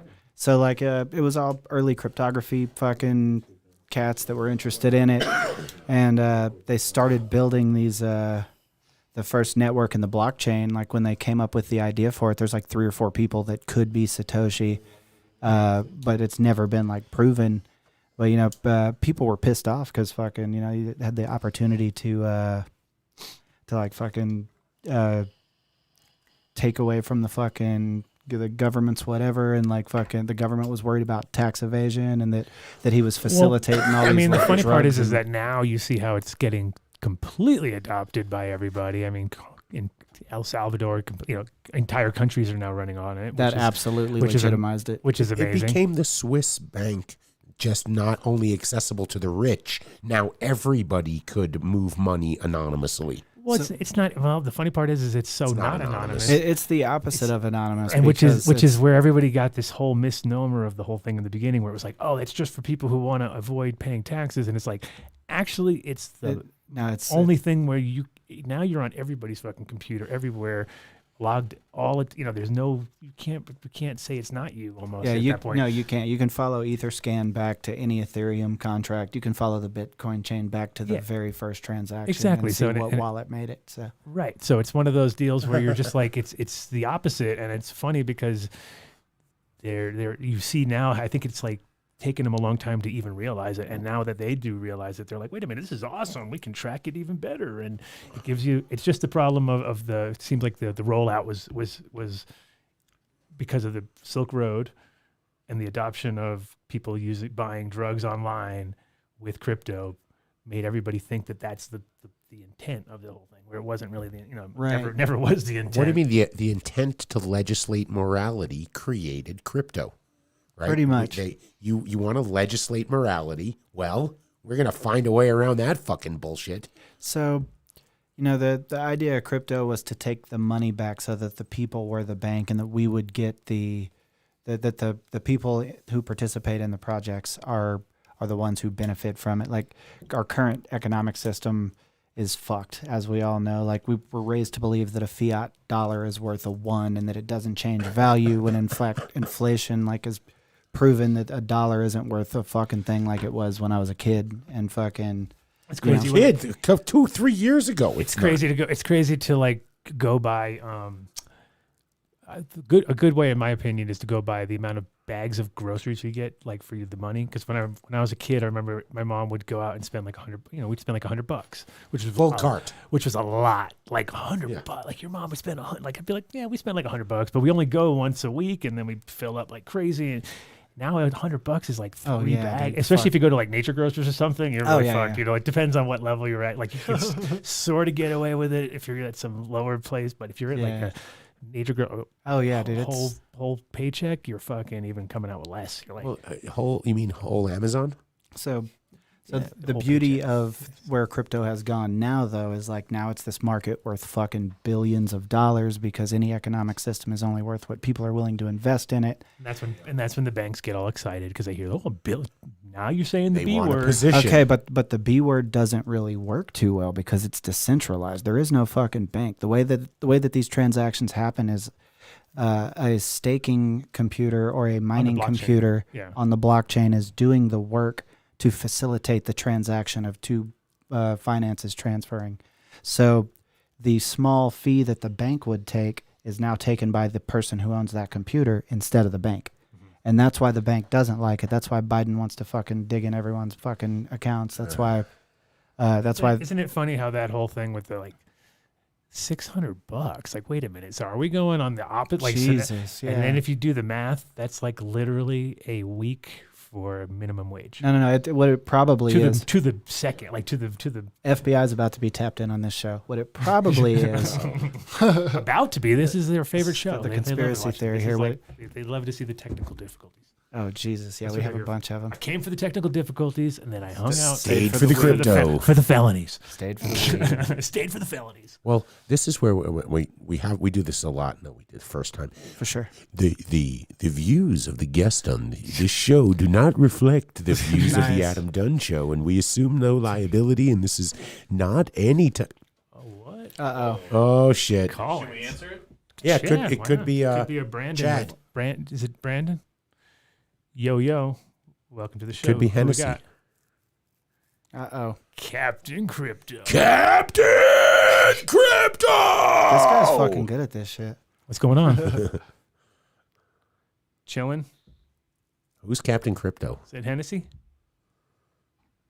So I Hennessy see. I Ham. see. I There got you it go. right. See, I forgot to send you the link, so now he came in the front door. Oh, you want me to text He came him in the link? front door instead of the back door.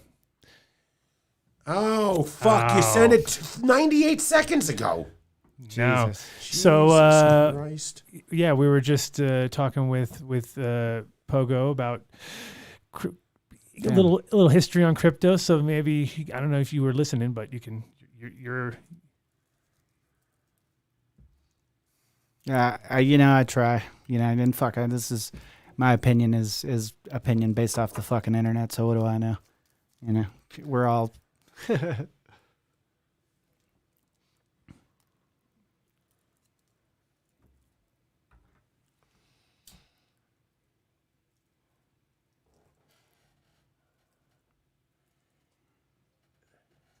Oh, definitely. Oh yeah, so the bomb though, I gotta drop the bomb though, the NSA bomb. Hold on. We need a drop. Get a drop going. So Somebody give a drum roll or fucking something. Jesus the Christ. reason the government hates crypto and the $600 thing. There it is. So the government gives us a $600 stimulus check and then says, I want to look in every account that has $600 in it. right. That's all. Yeah. There you go. What? Yeah. The stimulus check. The stimulus check. That was the whole thing. It was all the fucking. Hey, can we send him the Zoom link because for some I reason did. I just sent you the phone Zoom audio. link. Can't hear him. Okay, so we're gonna send you a link and then call back. Okay. Yeah, no With phone the, audio. with the links. so we can hear Hennessy, you. call back. But yeah, on yeah. the Zoom link. Yeah, I think it was more just like more invasion of privacy shit, Patriot Act. Wait. all that I don't other fun understand. stuff. So So everybody who got a $600 check. And had to put it in their bank. Uh-huh. Now they say, Now- oh, if your bank has more than $600 in it, 600 or more in it, we need to come in And take a look at it. and look into your bank for tax reasons. For tax reasons. That's the new tax. So- That's their new little probe to looking for tax It, cheats. it happens to be the exact amount that they gave you into that exact bank account that they digitally deposited into that now they can look into. Wow. Dude, this is. Conspiracy, man. Don't you have any Dude. conspiracy things? Come on, Vinny. What's I going on? heard about a car that runs on water, man. Fuck. Yeah, you don't even go there, right, Vinny? Why not? It runs on water. Don't even go there. But yeah, it's yeah. So right now the transfer of wealth is the biggest Concern. for them, but it's the biggest fucking move in fucking America. Why, that you transferring your entire portfolio for $5.60 is a problem another. for? I love how we get. Who is that a problem for? None of our guys are Instagram models, obviously. Turn your phone sideways. You got to go from the top down. There you go. We got to get the angle. You got to make it. And we don't need the up nose shot. All that shit. That's the boomer angle. My kiddo yelled at me the other day. Yeah, for boomer I angle. got called an Instagram girl earlier in the show. Fantastic. You got called by who? By Mark. No. Yes, he did. No. He said because I know all the Instagram girl angles. Now we can hear you, because before we couldn't hear you. They couldn't hear you. We could hear you, but they couldn't hear you. Normal Adam Dunn show. Normal Adam Dunn show shit. So,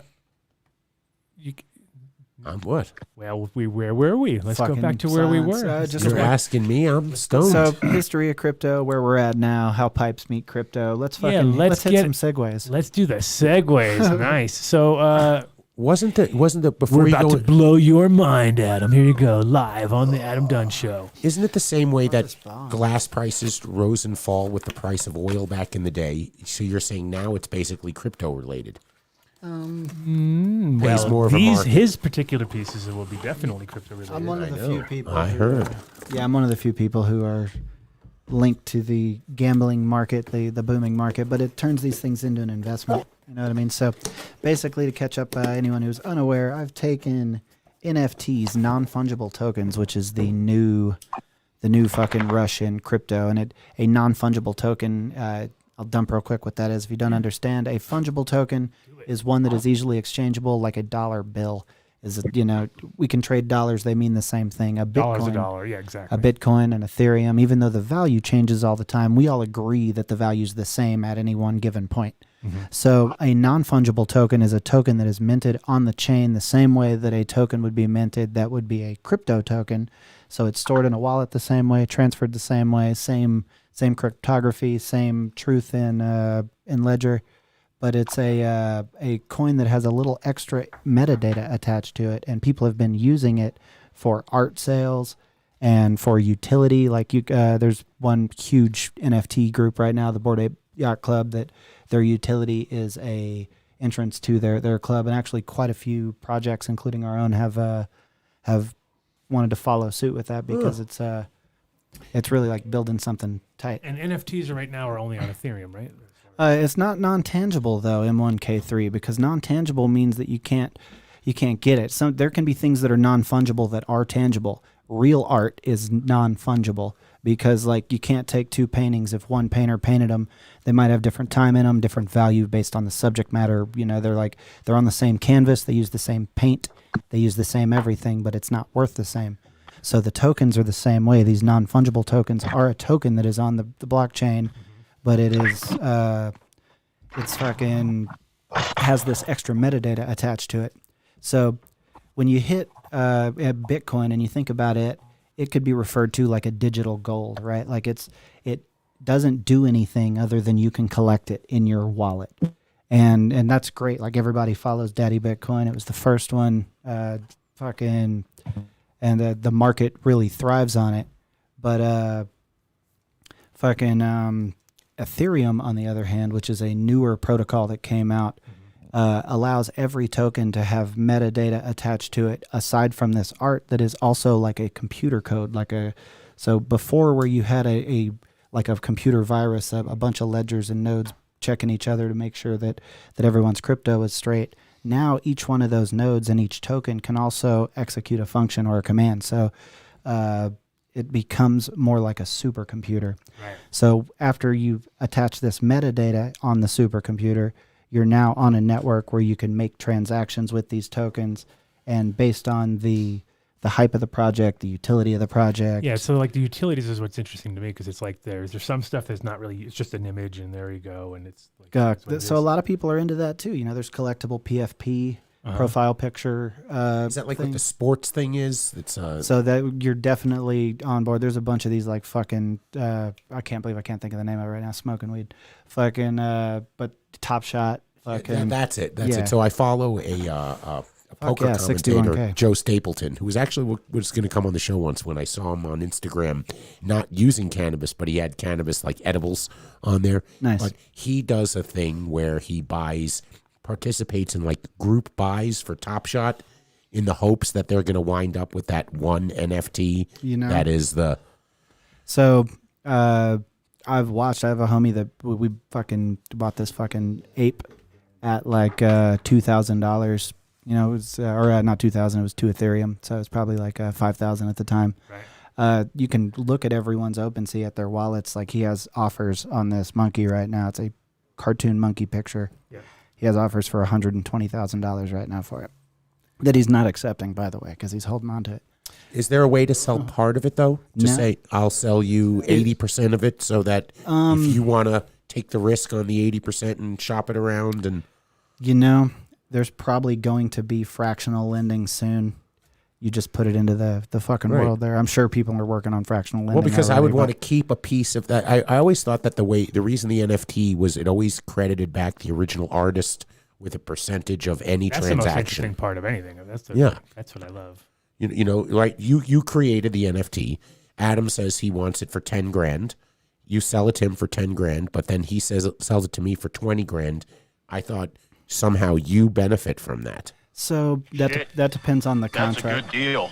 Well, it depends on the contract. Though, about time, Vinny. We've been on for like 3 hours already, man. He's in there listening. He's learning. So fucking, you can program a contract in to send royalties back to the original artist, but you don't have to. A lot of that thing is the word contract is very much like that. It's like signing a contract between two computers for a financial agreement. And that's exactly what these art tokens are as well. Like when you buy them, the ledger marks what you paid for them. Now, does that mean that's what it's worth? Technically, because any art is worth what it's paid for. If you go to fucking Walmart and buy a new refrigerator, it's $800, you have a receipt for it, you could say this is worth this. Right? Oh, well, it's probably worth $200 after you buy it. But fucking A. So Once it leaves crypto can do the same thing depending on what's up, because each you buy it for Ethereum. Like I sell a pipe for 1 Ethereum, and oh yeah, by the way, I sell it I broke the fucking camel's back already. Why don't we see what you got? Yeah, so like I'll sell one of these pipes for 1 Ethereum. Let's see, do you got a fucking camera? Can y'all zoom that shit in? No, wait, we got Bud Cam right down there. Oh, what about the Bud Cam? Mark, we're doing a little work here. Bud Cam, help us out. Quit yelling at Mark, man. It's part of the when show. you open it up, we'll all right. Let's see if I get the details. We'll check out. Oh, there we it go. is. There we go. So this guy's like a fucking QR code that leads to the NFT for this pipe, and it says buying more crypto, over buying necessities. And then when you open it up, we have that pipe that has said pipe that has the same image on it, Nice. but also has said QR code. Wow, Dude, that's even tighter than the one that you showed me before. The one you showed me before was like trippy. You could see it, but Oh, it was yeah, like yeah, I was yeah. amazed that it actually did it. But this one looks really tight. Damn. Yeah, so you can scan this piece. Like pipes are such a fucking, you hold in your hand thing anyway. You smoke them, you use them, you pass them with your friends. But this particular thing, let me wipe my hand oils off it though, because it does have to be a shiny surface. But and zoom in. You might be in bad lighting too. We could swip that around and make it work. But either way, the fucking when you're smoking with your friends, you're able to sweet. Yeah, he's already bringing it up. It's already loading it. So and then the NFT for it matches. He just scanned that right off the bong. So this pipe, when it sells, will have a ledger that it was sold for 1 Ethereum. So when you're hanging out with your friends and you're smoking, you can fucking say like, oh, you got 1 into it. Like I'll give you 1.2. Right. So like that's going to force. It's also going up in value as Ethereum. And did you do the contract so that every time this is transacted, something comes back to you? I do get a royalty on man. the sales of these. Yes, I do. So you did it right. I'm I don't give financial advice, but I try to do what I do. Yeah, hold on to that. Yeah, it'll be all right. I know a guy if it breaks. Exactly. Nice. That's awesome. That's awesome. Fucking A. It's like when we were at switch cams. we were at Emerald Cup once, and we were hanging out with Boris from Papa and Barkley, who's threatened to come on the show half a dozen times. And his hash person handed me a rig very similar to the Very similar to that. As he knocks as I over knock his it rig. over. And Phenomenal. he says to me, guess how much it is, like after it's in my hands. Oh, of course. So you don't you wait. And I went, $800? He goes, add a 0. I'm like, you could take this back now. Yeah, so like the way that this is going to work out is this is turning these pipes into an investment now. So someone who buys them for 1 Ethereum in hopes to sit on it and sell it to one of their friends has 1 Ethereum in it, and it's then written on the ledger. Just scanning it will show the owner history of it and what its current value is. That's awesome. So then, people will start to aftermarket sell these things to their friends, and you'll have a permanent thing. Like the higher end art in our scene, we have this thing, we always joke about it, where people trade hash or fucking, oh, I think I gave like 10 grand for that fucking piece. You know, like they never know, but you can absolutely fucking tell with, it's unhackable, it's unfuckwithable. So like, by having the NFT attached, it verifies you as the owner. Awesome. So if someone tries to steal your pipe, you could fucking, no, motherfucker, my wallet matches that thing. Now, is there anything, for instance, because it's just right now, this is connected to the pipe itself, but is there like so for instance, you're minting a new NFT now. Is there an ability to like give another piece, like something that goes with this, so in case this piece gets stolen or broken or whatever, that you still have investment into that? Because it seems like that'd be an insurance policy almost. So it very well could be. I mean, the utility of the token, that's what's so amazing about these things, is you could absolutely put a replacement policy in, like the I'm just thinking in the sense of like, because it's already scary enough to lose your wallet, but if you break your pipe, you're like, no. There's a more interesting part about that, though, is then you're not really buying the pipe. You're buying the token. Mm-hmm. Like when you buy the NFT, that's what you get. I give you the pipe for free because it's just a physical token that represents this thing that's in your wallet. That's the utility of the token. So technically it is still kind of insured in that way. Well, it is insured because if the pipe broke, the value of the NFT might even be more, because then it would be in a rare state, because that NFT doesn't have its physical token with it. So, but there's nothing that ties them together, though, is what, right? So technically, I give you an Ethereum. I get this pipe right now. Mm-hmm. Adam wants the NFT. Yeah. I sell him the NFT for 2 Ethereum. I keep the pipe, though. You technically could. Yeah. Yeah, that's up to you. Like, there's nothing... And I still have that to sell. If like now I can take it scam somebody somewhere. else and say, no, it wouldn't be a scam. So you could, but the NFT itself, when they hit correct. the thing, it would say like So Adam Dunn and show his fucking face when you hit it. Correct. Oh yeah, and they say, "Fuck you, Dave." No, I wouldn't They say. You wouldn't be selling it for the NFT. You'd be selling it for now the fungible art. So no, fungible means easily exchangeable because it's multipliable and non-unique. You're meaning tangible. Tangible, excuse me. Yeah. Those words definitely get all fucking. They both have an a bull about them. They do, and like talking about non-fungible, people like to say non-tangible because they imagine that they're the same. But what do you think? What do you think about that one, Adam? What do you think about that idea? Fuck, Adam joined in. He hasn't even chatted yet. You know he's back. He's back. Hey now. What do you think? What do you think about that? That most people haven't seen before. That it's like before pre-NFT. Peter. Fuck yeah. Ethereum didn't exist when this guy made this. And it's pretty dope because he was trying to recreate the production of Bitcoin in art. He's going to make 121 of these pieces and sporadically do less and less as time goes on. So it was a pretty neat little conceptualized version. It's like an artist rendition of Bitcoin.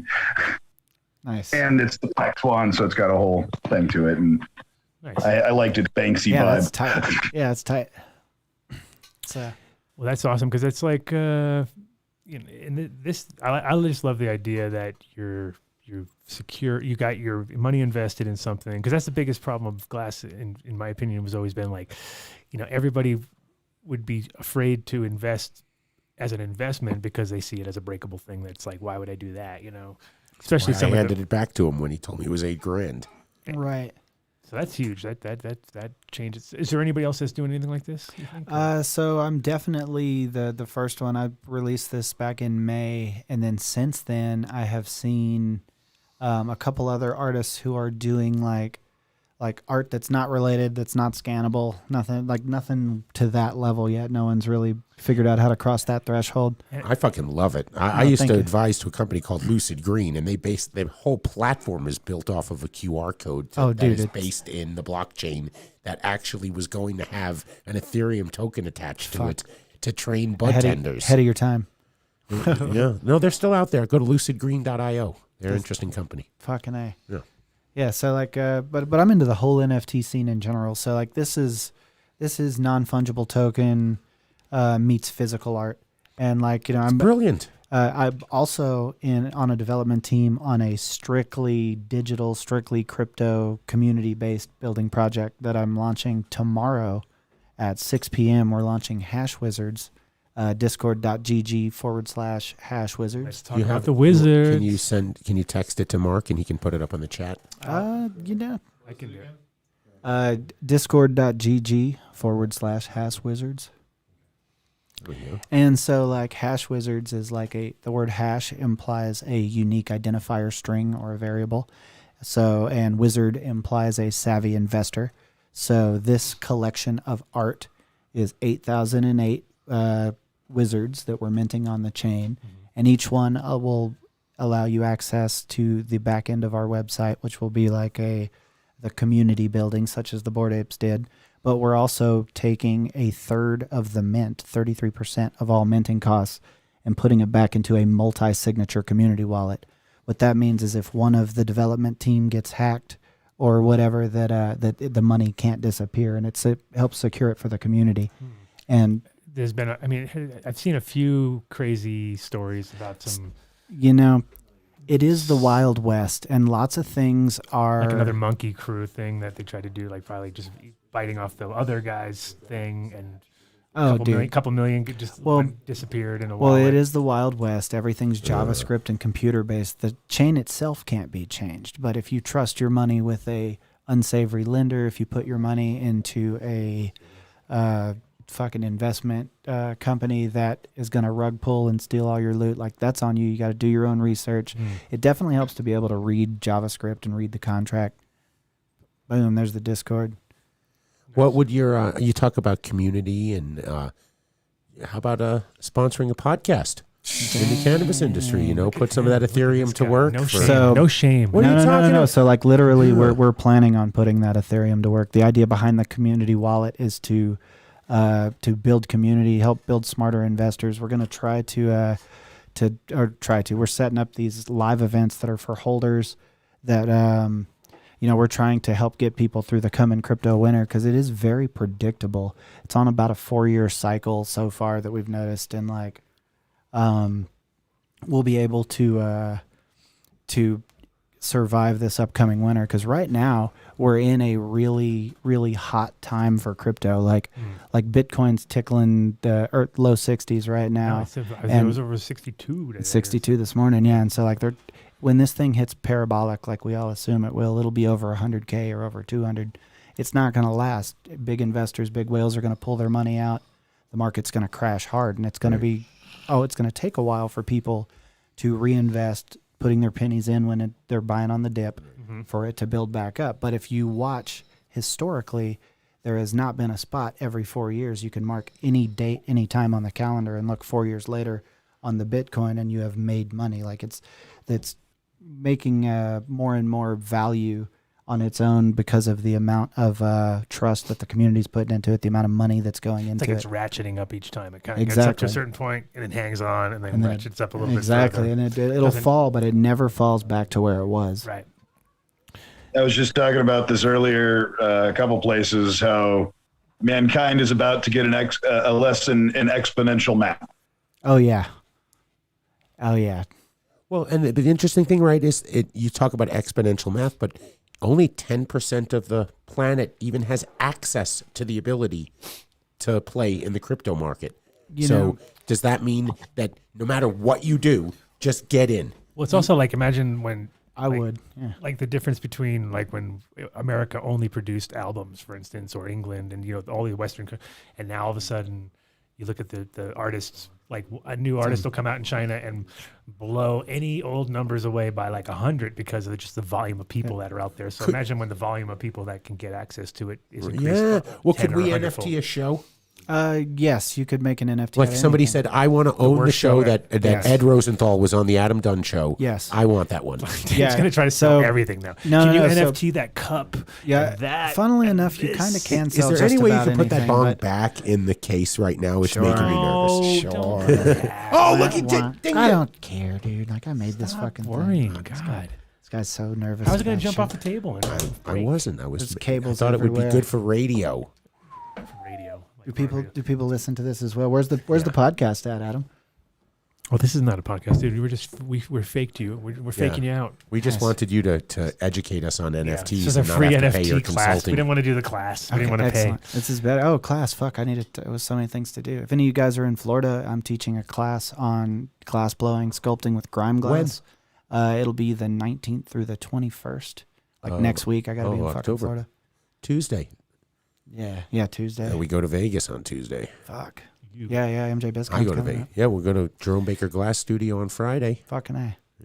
So Bitcoin ATMs are a middleman point. Someone in the chat asked. That is a RevCam. Shout out RevCam. The RevCam asked what the Bitcoin ATMs are. They're basically like a middleman where they get a small percentage of your sale for facilitating the transaction. They're kind of a pain in the ass, though, too, right? They don't really do much. I think they're. How much can you do in one of those? Not that much, right? Yeah, but if you put $100 in one in 2010, like Oh, some Jesus. schmuck So on the I show who don't didn't think- complete the transaction, Oh God. Like you? like me, Oh yeah, because you got all scared. it asked all for I your- knew. We talked about how information comes out and it's just bullshit. You think it's anonymous, it's not anonymous. Well, in 2010, they called it the most anonymous way of conducting this. And when the machine asked to take my picture, I thought it was a fake. So nothing's anonymous, bro. We fucking. That's the funny part. That's again, like everybody thinks it's anonymous. Like to do it anonymously is a pain in the ass. I mean, you can use VPNs and register your wallets out of the country. This isn't financial advice. Then by you the have way. to lose, like, I a would shitload I of would it. definitely not get a VPN and register my wallet out of the country to keep Biden from looking into it. That is a bad idea. Fucking.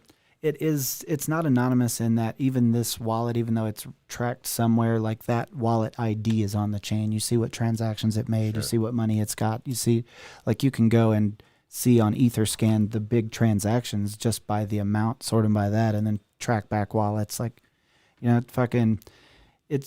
it's anonymous. The anonymity of it isn't necessarily as interesting as the ability to transfer big sums of money. Like this is why the government hates it, because they don't get fees. They can't follow large sums of money moving around as easily. Mm-hmm. But it's there though. That's the thing, is they have the ability to go back and comb through shit forever. So it really, it's kind of like how Holland used to be too, where you were okay until you were not okay, and when you're not okay, they can go back and look at every fucking thing and go up your What's the butthole. point of this whole $10,000 in cash going through, like an airport? They don't want you to do that, but yet you could move 10 I don't think anybody's seen 10,000 in cash lately because everybody's so loosey. Dude, I'll Venmo that to you. It's like, and you're like, you do realize that that's all just there. Like, and it does turn into a headache at the end of the year when you're trying to figure shit out, because you're like, people just don't think, those little. Cheddar Bob is slaying you in the chat, Dave. Is he killing me? Always.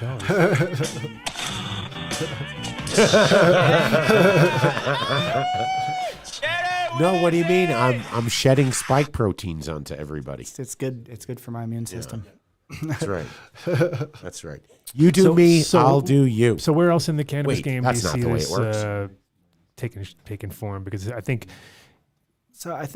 potentially anywhere, dude, everywhere, because there's so much fucking. The word potential, I keep saying it, but it's like, dude, there's fucking.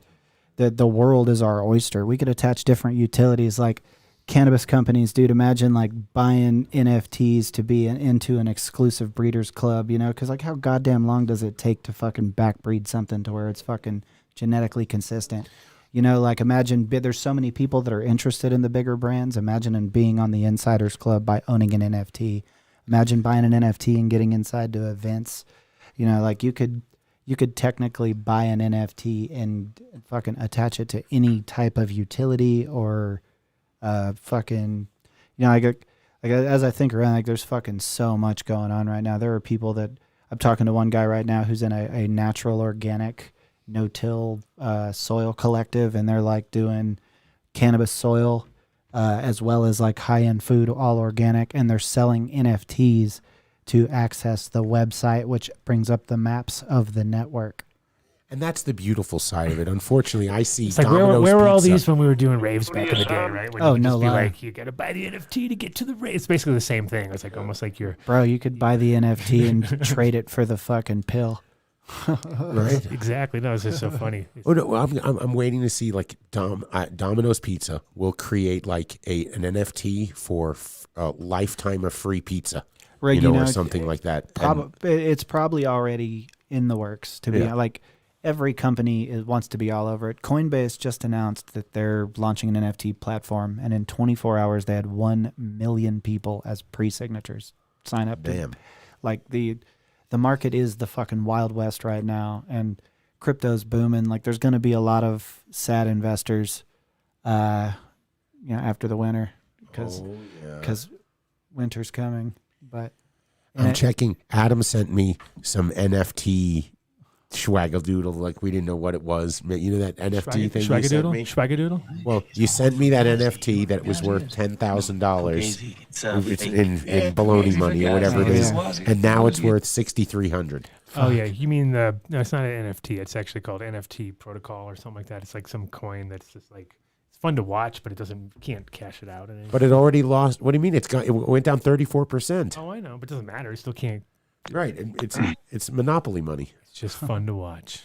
Fun to watch. No, but I would love to get an NFT created of a logo, right? Your show logo, the show itself, right? Who the hell knows? You could, but you can put an NFT onto anything, but you also don't want to just attach anything to an NFT because if there's no value, it's going to be hard to resell. Like there's no aftermarket for it. Like the NFT projects that really have longevity are the ones that fucking. Is this the way you own music?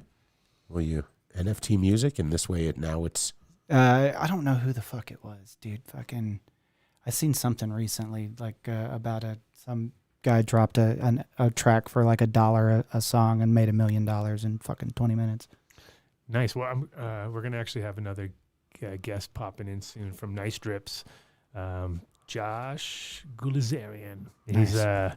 He did the same where he just crushed. He got an awesome story. So hopefully he's gonna be coming in. Is he zooming in or coming into the studio? No, he's gonna zoom in. He's gonna zoom in soon, but he's got the. Yeah, I'm thinking the NFTs are going to kind of flip the starving artist idea on its head. I think it has the potential to do that in a way that almost nothing else has ever had. There he is. See, like that? Just like it's like Beetlejuice. Beetlejuice. Ooh, I can't hear anything yet. No, it's going to take a second. See, what's up with this? Comes Josh from Nice Drips. Takes a minute. Hey, what's up, man? Yo, how you doing? Not bad. How you been, Adam? I've been good. Glad. I was just saying it's like Beetlejuice. I said your name and there you were. Well, Pharmacist just messaged me like momentarily ago and I kind of spaced out. He said something to me about it this afternoon and I just been kind of in the zone with work and I didn't even realize what time it was. Hey, that's okay. That's the way we like to throw it at the last second for everybody. Then they can't say no. That's usually the best way. You kind of corner. It's like, you're busy? You're like, no. Cool, get on the show now. So, well, welcome to the show. I'm glad. It's kind of perfect timing, too, because he literally was just, our friend Adam was just saying how he feels NFTs are going to kind of flip the whole starving artist idea on its head, and then you popped on. So it's like, here we go. Starving artists. Right there, we got one live. Former starving artist, I should say. Former starving artist. Yeah, I guess now I'm just kind of trying to still chase it and make it as... Well, first of all, let's cover the one thing that all my listeners really want to know is you were growing weed. You had your tent. You're growing weed, right? In Rhode Island. you're going paycheck to paycheck. You're dealing with the normal growth situations of like, smoking all your weed, probably not making enough money. Yeah, pretty much. I mean, I have a back issue, like a disability, so I rely on it a lot for pain management and to keep just to keep my stress level down from pain, so I can keep focused on trying to work. Mm-hmm. And then, but on the side, you're also an artist, right? So give us a little background on how you got into NFTs, because I think when you told me the story, it was definitely inspirational, I think, for anybody out here who's questioning this whole thing. Yeah, well, if I can speak freely for a moment, I guess I'll start from scratch if you like. The whole thing with my experience with NFTs was I was a prop maker. So I've been an artist, a graphic artist and a digital artist for 25 years. I've been a musician for 25 years. So music and art's just always been like my life. I can't get away from it, nor would I want to, but to be able to try to chase the dream of making it a living, to not just doing it on the side to try to get some extra cash, to be able to afford a few nice things or be able to build the momentum of your artwork. Like, I don't know if you guys have ever looked into like a lot of these different drawing pads or whatever, but the stuff gets pricey when you get into the stuff. And like I was saying, for 6 years, I was a prop maker, and my prop business tanked because of all the current events in the last year or so. No need to go into detail with that. I'm sure you can pick up what I'm putting down. Mm-hmm. So after that happened, I started paying. I've been in crypto for a long time, and I heard about NFTs probably 4 or 5 months prior to like me really starting to research them. When I started getting into researching them, being that I have a background in digital art and computers, that I do know some coding, a lot of the stuff that was happening made sense to me as far as longevity of ownership of our artwork. So with the blockchain and NFTs, it's you'll hear people joke and say, "Oh, well, I could just right click and save the image, right? And then I own it." Mm-hmm. That's one thing that you hear constantly in this space, and it's not the case. It's people who don't quite understand that these images are connected to a token. The token that we use specifically for our NFTs or Ethereum, but you can also use other tokens. There are some lesser popular ones, like I know Solana uses one. There's Tez, Polygon. There's a couple others. So it's not that Ethereum's the only one, but it's the most popular because of the of its backing of the actual crypto of Ethereum being the technology of the blockchain, and being able to use that technology, like I said, to carry the weight of ownership of the artwork. Right. And so, and then like you, once you were investigating them and checking them out, you were pretty much started working on your own, or did you? Yeah, I mean, I took probably like 3 months or so studying the space and understanding, because it's a lot different than a lot of other communities or a lot of other niches or cliques. It's not like anything I've ever experienced before. Like I said, I have been a musician and an artist for 25 years. So I've been in and out of bands and playing shows. I played Warped Tour in 2005, and I played a bunch of shows back then with a bunch of different bands. So like, I know that scene. As a prop maker, I spent a lot of time at Comic-Cons and stuff. So like, I know that scene. There's a bunch of different scenes I've been part of throughout my life. And when I was studying the NFT stuff, I just couldn't help but notice how drastically different it is than all the other cliques of artists or musicians. Right. And so what was that noise? That was a toilet, like a seat falling down.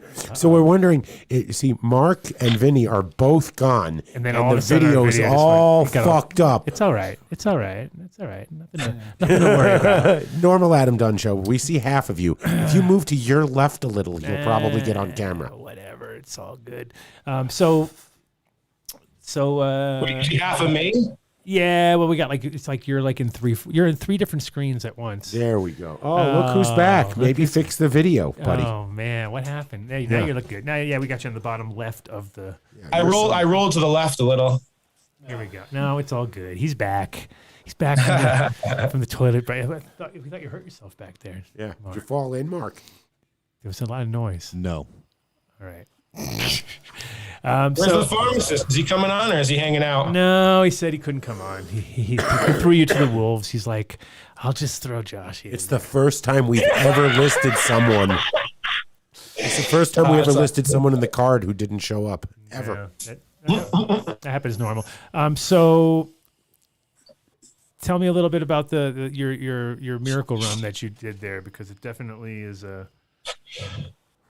interesting. So, excuse me. Oh, geez. All right. So, I made a collection called Nice Drips, and it's a series of 11,111 pieces of artwork that are basically crazy ice cream. It's just crazy melty ice cream, and the vision that we have basically lays out at the beginning. We wanted to give back to the community initially that was involved. So we did 100 ETH give back to the initial holders, which at the time was right around 320 grand. After that, we started working on an album. So as I said before, I was in a bunch of bands and played for a long time with a bunch of different people. So I've amassed a large group of friends who are really talented musicians. And I wanted to do something with them that was different than anything we had ever done before. And I saw this NFT space as a community area that we had an opportunity to do something that was different. So it wasn't just based around my art. It wasn't just based around giving back to people. It was also based around creating things together as a group. And bringing my old crew of artists and musician friends that I've known for years to do something together. So what we're working on right now is a 12 to 14 song album that's going to be released, and it's being written specifically for the blockchain, and it's going to be released specifically on the blockchain. So with the 11,111 NFTs that you put out, tell me how, because you skipped a few details. How quickly did they sell, and where were you when they were selling, and what position were you in to make us all appreciate the whole story? So, sorry, what was the first question? How quickly did they sell? We sold out in 35 minutes. And where were you watching all these numbers go down? Were you like sitting at your desk patiently, or were you just prone laying down? What were you? I don't know if I actually told you about this part, but I was actually outside pacing. I have where I live, I have like 9 acres of land in the back end where there's some horse corral-ish area. Uh-huh. So I was literally pacing, watching on my phone, smoking cigarettes and joints for 35 minutes.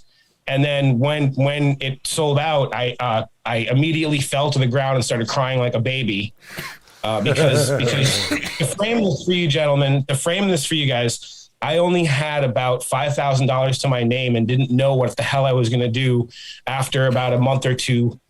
That was all I had for bills. And after that was gone, I had no clue what was going to happen. Right. So I fell to the ground and started crying like a baby and just kept thanking God and just, making sure to keep good on all my words. So if I say I'm going to do something with like when we said we were going to give 100 ETH back, I made sure we did it. And it's something you prompted me to bring it up. I don't usually like to talk about it because I feel like it's the few times I have said something about it, I kind of feel like I'm reaching or looking for some sort of handshake, but that's not, we didn't even really advertise it after we did it too much. And I don't really give a shit about people knowing about who I am. That's not like, that was never the intention. It was just, to me, the idea is the rising tide lifts all ships. So if I was going to go somewhere and help myself, I wanted to be able to help others. Right. And that's still the core of what I'm trying to do and what we're trying to do as a NFT collection and an in real life business going forward, because we have plans for a lot of other things coming up that, we have in the works that I haven't stopped working since April when I first started working on Nice Strips. Right. So it's been like a daily grind for me, 16 hours a day, but I've never been happier. I've never been more comfortable, more content. Like, I still get nervous and like whatever and crazy anxiety about certain things because that's just human nature. But for the most part, like my comfort level with everything is gotten a lot better and understanding like how things work in this space and what's taboo and what's not cool and, the things you want to stay away from. I'm taking pointers. Yeah, well, there's a lot of stuff, if you're a genuine artist, you're good. And like, if you're genuinely a good artist, or not a good artist, but if you're genuinely an artist and you're trying to do something that's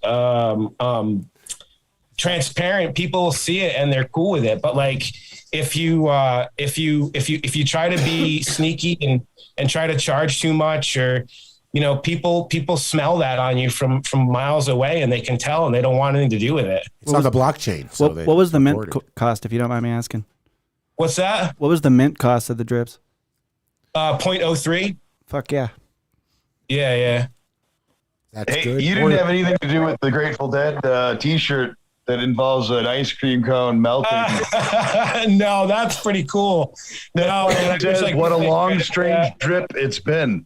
Nice. That's crazy. That's nothing to do with me, man. That's funny. That's wild. That's liquid This blue motherfucker's Hennessy, gonna be right? an NFT. I should make it an NFT. This is a hoodlam grassroots. Oh shit! Collab. Look at that. He's pulling out the old school. Nice. It's so time for the way. It's that time of year. It's hoodlum time of year right now, so you got to pull those. I'm in Chicago, and I can fit into chilly, them. huh? Do you have any more left? No, sir. Well, that's fucking awesome. And then, the key is, like you were saying before, you giving back to the community and also giving back to I think, you said you took care of your mom and all the people around you that's the best feeling ever, right? I mean, especially when you're just there, like moments before, you know what I mean? You were there. I'm the kind of guy, as much as I enjoy working and trying to make something happen, at the end of the day, I don't give a shit about money. I really don't. Like, people can like I have people that will tell me I'm stupid for saying this all the time, and people tell me I'm crazy. I don't give a shit about money. I give a shit about the end result of what I can do with it. The money means nothing to me. But if I can help somebody to get a meal in their stomach, or if I can help somebody, like one of the people we helped was actually a couple that had a baby that had a cleft lip, and they wanted to get him surgery, and we helped pay for the surgery. That's awesome. You know what I mean? Like, that money to me means amazing. shit. But the fact that we helped the baby get a surgery to help him, that to me means way more than that money ever could. Sure. It doesn't hold any value to me unless there's something behind it that's worth the value. And helping people that need help is worth more to me than having that money in a bank account doing nothing. Because I've lived off of $30,000 or $40,000 a year for the last 25 years of my life. Right. That's where I'm at. That's what I'm used to. I'm not greedy. I'm very comfortable with that. Like, I live a comfortable life. I'm not greedy. Like, there's no need for greed. There's no need there's no need for more than what you need. You don't fucking have to have so much that you extra, like, you if you earn something you want, that's fine. Like, if you want to go buy a Lamborghini and you earn it, or if you want to go buy a fucking a brand new mansion and you earn it, that's one thing. But having enough money for 10 mansions and living in one of them while the other 9 are doing nothing, it just seems illogical. And it seems like that's the problem with the world, is that the people that have these mass abundance of whatever they have, don't share it with people who actually need it.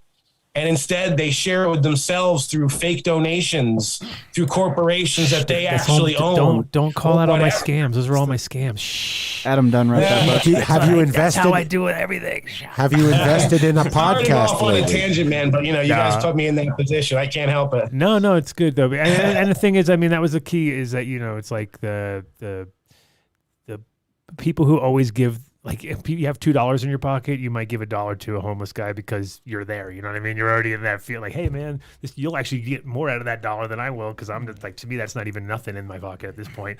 I'm already at zero, and then a rich guy will drive by and throw his coffee out the window or something. You know what I mean? And not even look at the guys because that's just the way it is. But yeah, and so as far as weed goes, are you still growing or are you? Oh no! Come on, now you got all the time in the world. Now you really should be a crank. Yeah, no, my back's too screwed up, man. It's hard for me to. It's hard for me to bend over and stuff. It's hard for me to constantly tend to the plants. It's hard for me to constantly prune the plants. It's hard to. I guess now you can just afford to buy it. Trim because when I find myself trimming, now all of a sudden I'm hunched over like this, like, oh yeah, cool. So it's just. No, we already said that earlier. It's like the back. The minute you pick the scissors up, the back just goes boing, like, hello, thank you very much. You know what I mean? Like, reminder. Yeah. You probably don't want to do that, As much as I love it, as much as I appreciate everything it did for me mentally, like I didn't, just to preface this, I didn't start smoking weed till I was 27, like after college. I toured in bands and never smoked for the longest fucking time. That's crazy. It is crazy. I didn't start smoking until I was prescribed by a doctor because I was like so fucking vanilla about it. Like, so like, oh my God, I don't want to turn into a drug addict. Oh, geez. Like I was that moron. You know what I mean? Like, it was like, oh, I'm so scared of it. Oh, but then as soon as I touched it, it was like, oh, fuck me. What have I been doing? Yeah. It brought my brain to these different places that I'd never been. I'll have to tell you guys, but so like, right. Have you ever tried DMT? I always appreciate it. What's that? Have you ever tried DMT? No, man. No, I'm vanilla with everything except for weed. Fair enough. Yeah, no, I just I'm kind of crazy as it stands, and I'm like a little nervous that if I did something like that, I would just fucking boom. Right. Yeah. And plus the DMT thing, from what I understand, isn't there like DMT that's released into your body upon death? Yeah, so you're just waiting for that last rush. Yeah. I don't want to ruin it. But you know what's going to happen? You'll be like, I don't want to ruin the surprise. You'll be like, God damn it. Why didn't I do that earlier? Yeah, no, I had a homie that used to take mega same doses because he wanted to be ready for it. Yeah. So. Really? Oh, yeah. Did he see the beings and shit on the other side that everyone talks about? I hope so. You got to get had some interesting the machine elves. Those are the machine elves. Yeah, you definitely want to get to them. I mean, I don't know. There's lots of ways to enjoy. It's not only that. Yeah, there's some definite troublemakers on the other side that are waiting for you just to come through. Once you break through, they're like, hey, come with us. I don't know. Yeah. I've definitely experienced ego death. You know what I mean? Like where there is no more you. There's 3 fields of hallucinogens, right? There's an associative hallucinogen, which is like LSD or mushrooms. That's like, oh, this music sounds nice, or that this thing looks cool. That light is kind of bright. Then there's a dissociative hallucinogen, or before I get into it, I should say there's a deliriant too, which is the second one, a deliriant. And that's like PCP. That's where you're having real conversations, but with somebody who's not there. You're you're experiencing. Sorry. Yeah, no worries. That's and then the third one is a dissociative hallucinogen, and that's where there is no you, there is no them, you're just spinning through fucking geometry. Wow. And I've definitely experienced ego death. And back in 2012, when the Mayans said the world was going to end, me and this friend that used to megadose, we fucking smoked some chinga, which is the kopi leaf. It becomes an MAOI, and it's basically ayahuasca. But smoked. Yeah, I was gonna say, is that like ayahuasca? Yeah, the smoked version of that. Nah, it was chaga. I had tried it once. It felt like I was in a pachinko machine where it was like going ding ding ding ding ding ding, ding, and I got to the very bottom and I was like, oh shit, I'm at the bottom now. And it was like then I could feel everything starting to compress a little bit. And I was like, okay, this is good. And then it kind of came out of it like, okay. You just had to smoke more, man. That's the yeah. You got to ride the thing. So now I have to ask you a serious question, right? Like you guys are gonna laugh at me because this is super vanilla. Hey. But when you take like shrooms or like the LSD or whatever else, does it cause like any like nausea or like fucking like do you get sick from that shit? Mushrooms will make your stomach rumble. Yeah. Mushrooms, for sure. Mushrooms, but not always. Wizards Not never always. die. I can speak to this for a moment. I feel fine. Nice. What about you? What about you, Adam? I just went to a Grateful Dead show, and when in next day 1990 I what? felt fantastic, and then the next day, and for the following week, I had diarrhea. Yeah. Yeah, but that was just being around a bunch of hippies. That wasn't the drugs. You know, I'm gonna get blamed for that dead story right there. Just so you know that Being around a bunch of I didn't hippies. tell that one. Yeah, dirty hippie. Somebody handed you a bad cheese sandwich or something like that. That's usually what some dirty hippie fingers on a cheese sandwich will do You that. always assumed on Lot that if Yeah. you ate any of that food, it was at your own fucking risk, and you probably were gonna miss the second set because you had to go find a bathroom. Yeah, you learn that nice. lesson once, Nice. and you never do it again. Pogo said mega dose, and that's probably accurate for what I had just done. Nice. Oh, definitely any mega dose of mushrooms, you're probably going to have to go through that phase of. No, this was LSD. Oh, LSD kind of has a little bit of a action to it too. Also, where you, It's all. I had never had any side kind of effects. wax it to- yeah, you kind of think. All you have to do is think about it, right? You're like, Yeah, oh. that's exactly it. And sometimes you get fixated on the wrong thing. Right. So then you're like, no, I shouldn't have thought of that. No, let that one go. Wait, I'm going to a much better time. Oh yeah, that one's great. Right. I was only curious because like I know with my experience with edibles, like one time I had this meal that was cooked for me that was cooked and like the entire meal was cooked in butter. Okay. Like the entire meal was cooked in butter, all the fucking everything, the sides, everything. I ate the whole meal and I was stoned for fucking 4 days straight. Like I didn't even think that was possible, but I was so fucking high. Every morning I woke up, I was like, oh my God, it's not over yet. Oh my God, it's not over yet. Oh my God, it's not over yet. Like what the fuck? Man, I'll have 2 of those. Really? Yeah. Do you have any more? Yeah. I'll have. I'll have. It was 2 of butter those. that was made. There's like an Italian grandma lady who's on YouTube who gives like directions on how to make weed butter. So it was made. Tight. It was made Like with her like the directions. Brownie Mary of now or something. Tight. Yeah, something, but it was made by her directions, and then like every piece of the food was cooked and simmered in it for like 4 hours, I think. So like this entire meal was cooked in like a pound of weed butter for 4 hours. And then I basically took like the gravy that was left and like poured it over fucking everything, which it's good for you. In hindsight was a mistake because I was definitely feeling very sick. One or more points during the trip of like 4. And I'm not over exaggerating. It really was like about a 3 to 4 day thing.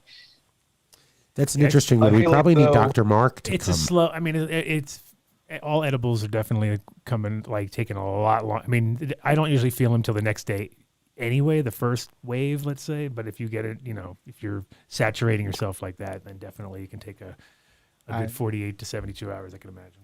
I eat a fucking lot of edibles, man. Yeah, I eat a lot of edibles too. Yeah.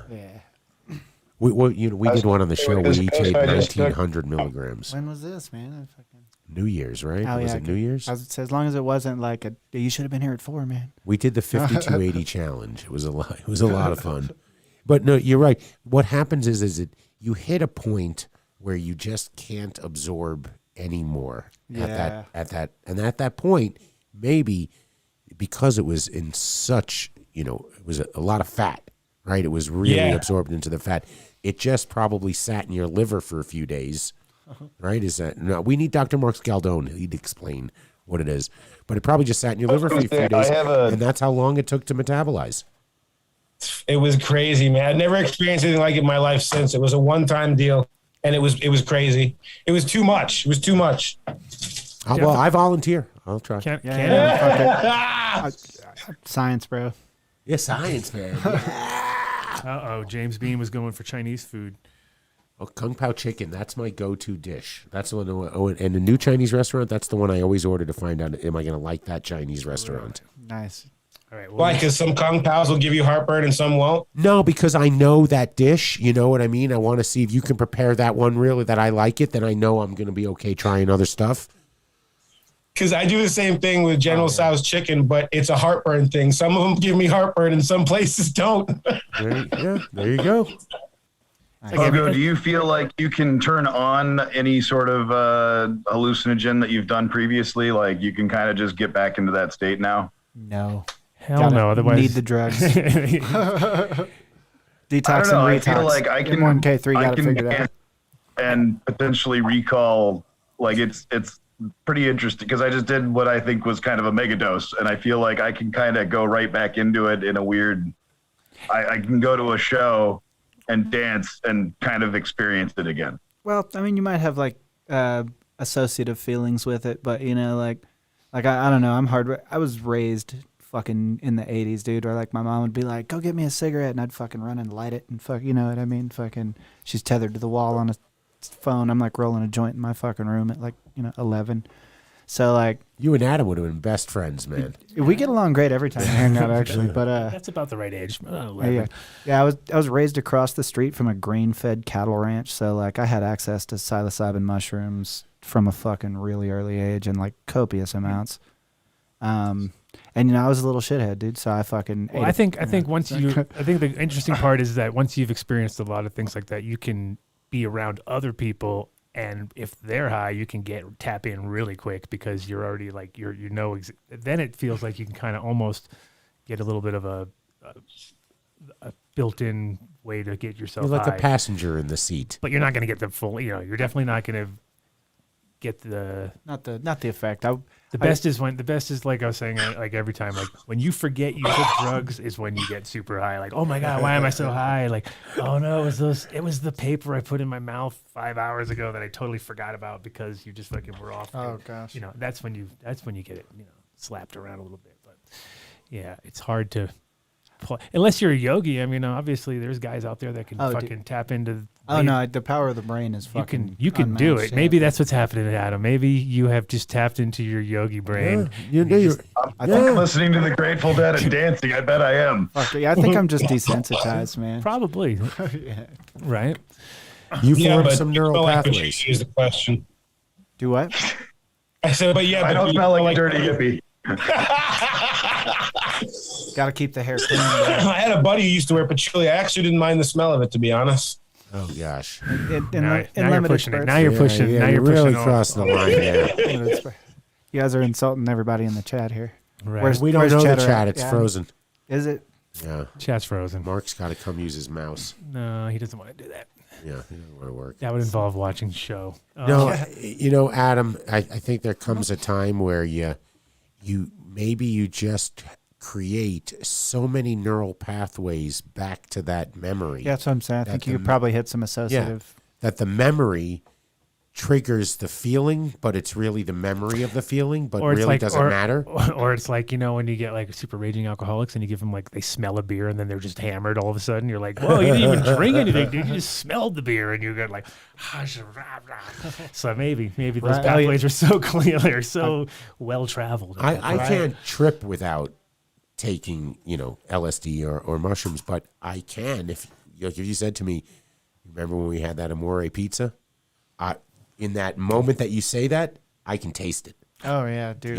I can taste it. I can smell it. In my fucking mouth. It's fucking... So I don't know if that neural pathway is I can taste it too. They taste like shit. Terrible. Yeah. Terrible. Awful.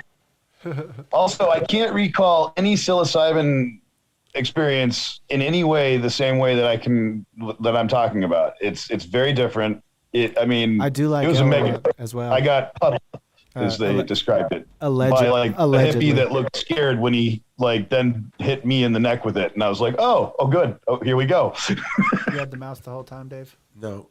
Oh, okay. Yeah, that's happened once or twice. Not maybe to that extent, but you don't realize how much you're wiping off on your hand when you're dosing your friends, and you're like, I don't want to let that just run down the side of the fucking vial, and then all of a sudden it's all right, guys. I'll see you in a few hours. I've definitely like went up to a homie that I thought had a vial of microdoses, and I was like, "Give me 3." You know what I mean? Fucking. And I was like, "That's like fucking 0.15, right?" And he's like, "No, that's like 300 milligrams." I was like, "Oh, perfect." 300 micrograms. Yeah, 300 micrograms, right? 300 milligrams. Yeah, 300 mics. No. We're not having this conversation. Yeah, I thought they were fucking 5 mics a drop though, but they were hundreds, and I took 3 of them. So I was just like, "Fuck it, I'm not working today." Yeah. Somebody took my vial once at a friend's dead cover band, and before he just took it, and before we realized, he squirted it into his friend's coffee, and all of a sudden he You can't squirt. Shout out to Tim, man. You played drums that night, fucking amazing. But I could tell it was work. That's good. Yeah, shit. I'm. Can you imagine? Just as we're off on the psychedelic thing, but 10 years from now, we're not going to have psychedelic prohibition that we have. The movement is... It's already en route. Yeah. There are funds right now. I mean, the Conscious Fund, my friend Henri, it's a $60 million fund. They raised $30 million already. I mean, these are real legitimate. They're incubating psychedelic projects. They're funding compound formulation that doctors will use as tools to treat terrible traumatic blockages that PTSD, childhood trauma, addiction can be. Yeah. The future is here. Yeah, I got a kiddo, and she's like fucking just turned 15. Artist for the Hash Wizards, by the way. But shout out to Hash Wizards. Yeah, but she fucking Discord GG//. Yeah, I got my kiddo doing That's killer. Yeah, so fucking. That's the best way. But she one day out of nowhere, like probably a month and a half ago, she's like, "Have you considered, like taking a microdose, Dad?" And I looked at her, I was like, "The fuck?" She's like, "Yeah, I hear it. Here, like level you back out. You seem stressed lately or whatever." And I was like, "Fucking, my kid's an angel. She's like vanilla. The way you described that is like perfect, bro. Like that's my kiddo. Like I went to her high school and I was like, check out these kids. I bet they smoke weed under the bleachers." And she's like, "I don't want to hang out with those people, Dad." That's funny. Yeah, there's nothing wrong with it, man. I mean, worked good for me in the long run because if I smoked like I do now when I was younger, I definitely wouldn't have got a lot that I've gotten accomplished. I have propensity to like just want to chill, and like my work ethic came when I was young. So like it was good for me because then when I smoke, it just like increases my work ethic rather than killing it. So what do you got going on with Nice Drips as far as with pharmacists? Are you allowed to talk about anything, or is it all up hush hush?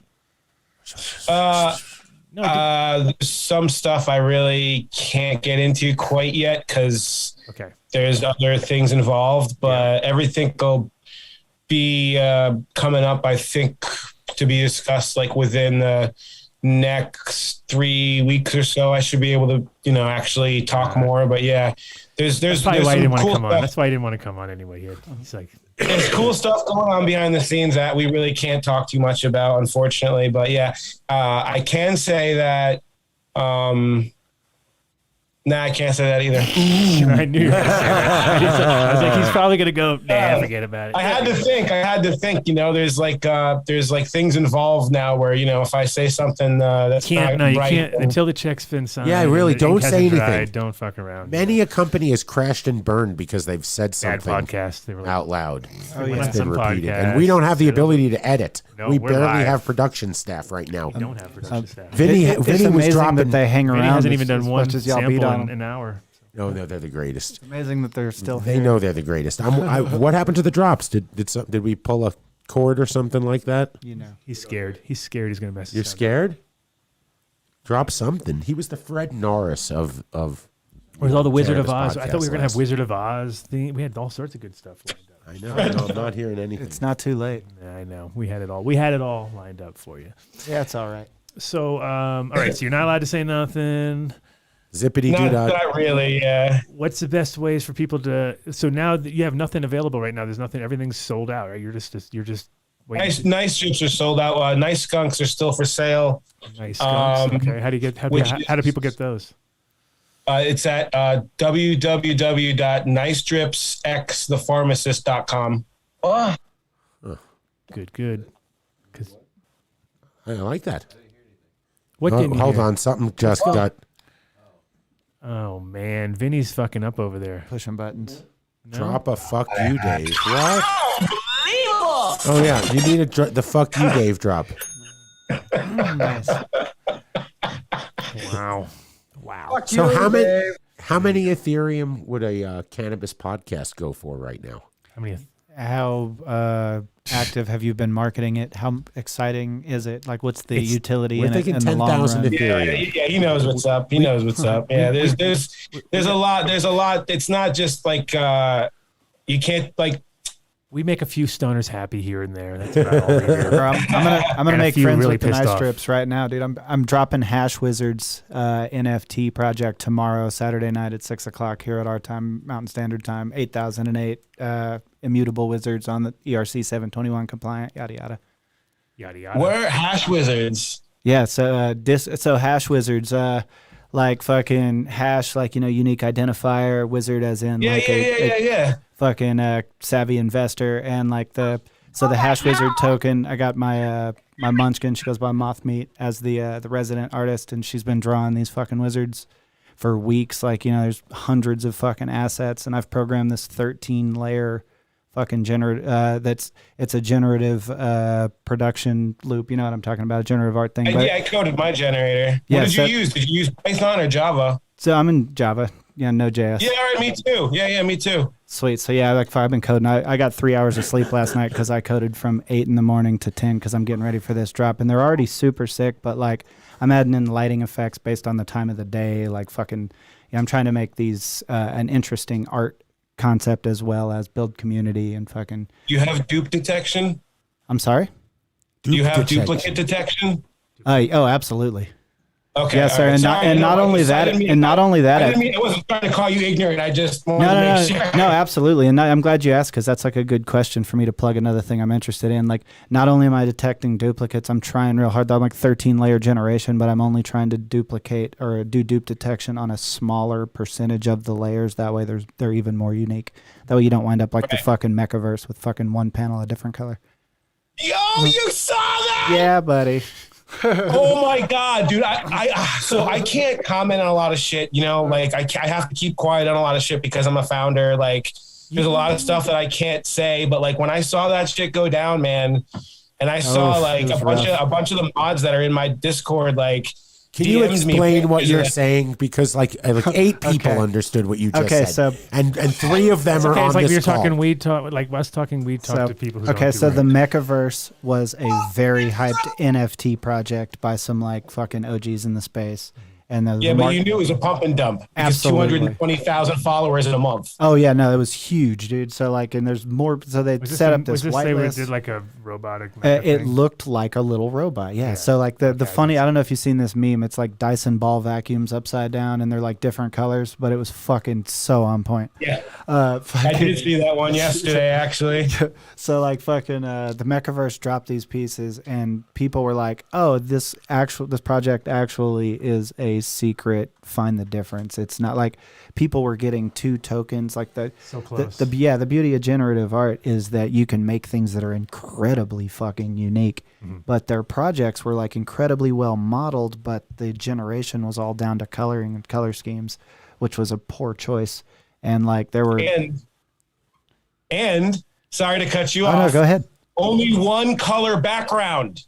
Oh, they're all white. Fuck, I didn't even know that. That's terrible.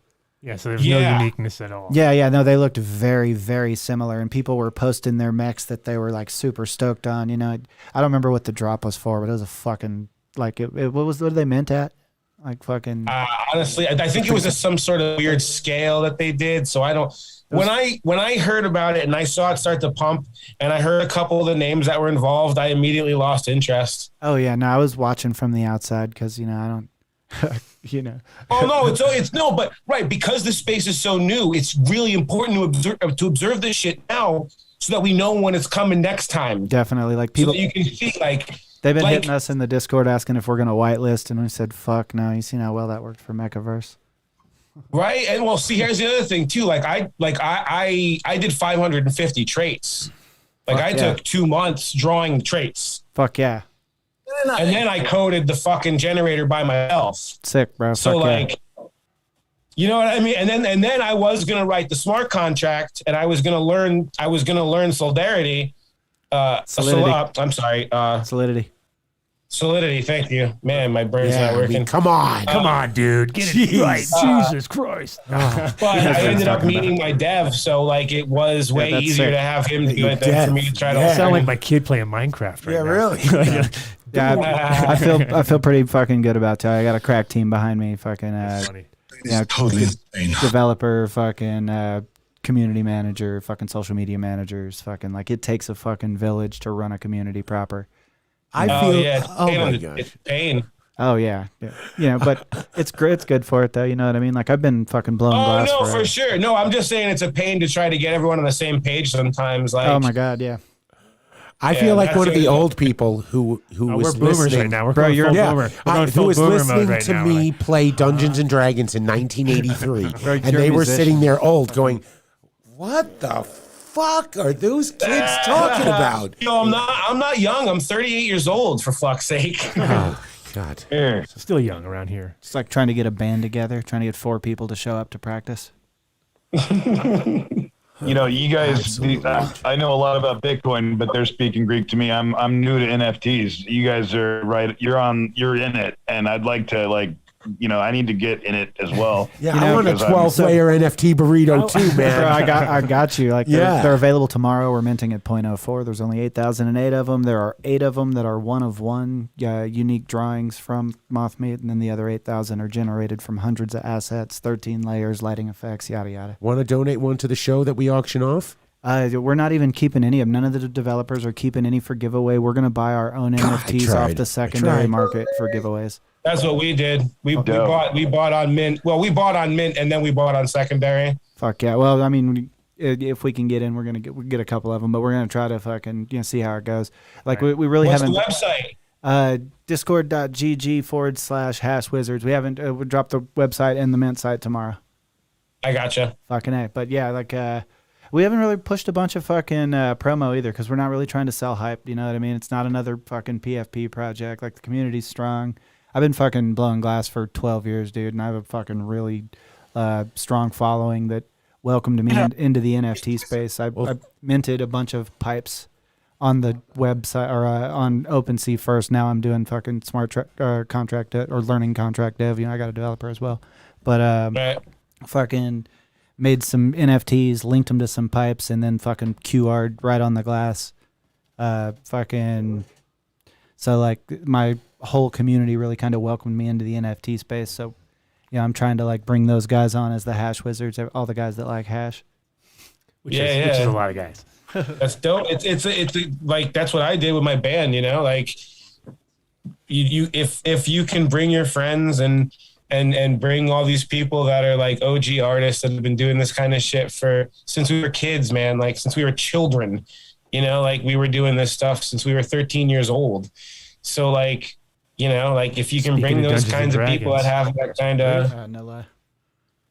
That have that kind of experience in it, like it's pretty awesome, man. Yeah, I was just like I think I said when we were at Jordan's spot that it's like the nerds are winning now. The nerds are winning. All those years nerding out is kind of paying off. Because I got a quick question.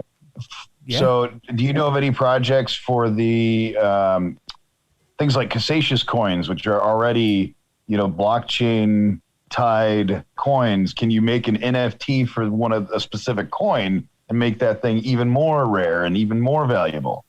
So like with a lot of the NFT stuff, it's based around like the community of the crypto. So like Ethereum has like a really strong community. Tez, you can do NFTs on. like it depends on the crypto too. Some allow NFTs, I guess some don't quite yet because they haven't. I know one of my friends is trying to tell me that XRP is going to be doing them soon, but I told him I don't give a crap. but like I know Tez does them. I know, like I was saying earlier, Polygon, Ethereum. I'm pretty sure Shiba Inu is gonna be working some sort of smart contract. Solana, you can mint NFTs on. So there are definitely other cryptos you can do it on. Right. But I don't know as to I don't know. I don't think all cryptos yet are there. Yep, it's you could do a Banksy-esque style. That one that they burned the painting and made an NFT of the burning the Banksy. Yeah, I saw that. You could potentially do that with a Cassacious coin, and that would be interesting because if you destroyed it completely, you're actually destroying a Bitcoin. There's no way to recover that. Oh, right on. That would be interesting. Yeah, I mean, art's subjective, hey Dave, man. You got any dead stories?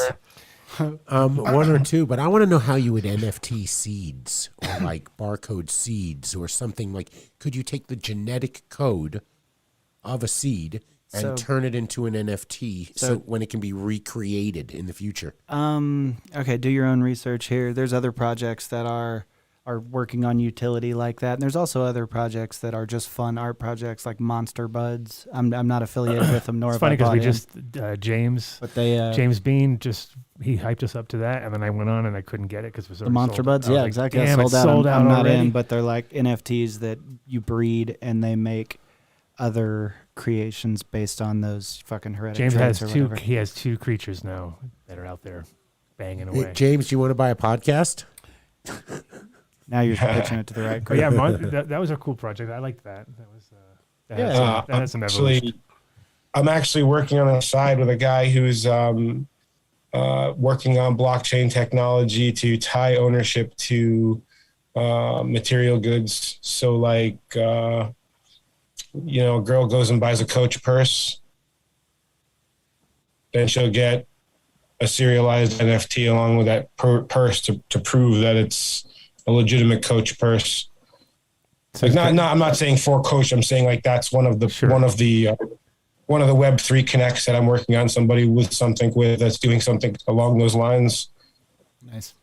They'll have. I'm sure guys on the streets in New York will have QR codes already inside the thing, ready to go. Like, look, it's got a QR code built in. You know what I mean? It goes to some bullshit made up site or something. But yeah, I mean, there's a company out there that I forget the name of it. There's like literally wants to barcode the entire world, like every single thing, which starts to get a little sketchy, right? Where you're like, really? You got to barcode? What's that movie where he's fucking eyes everywhere you walk? They eye scan you, and you're marketed because they know exactly who you are. So it's not just an ad that sits stagnant on a wall. It's dynamic marketing to the person. This is different though. Like you're talking about more like centralized stuff having to do with like corporations with computing power and like using CCTV or using biometrics or using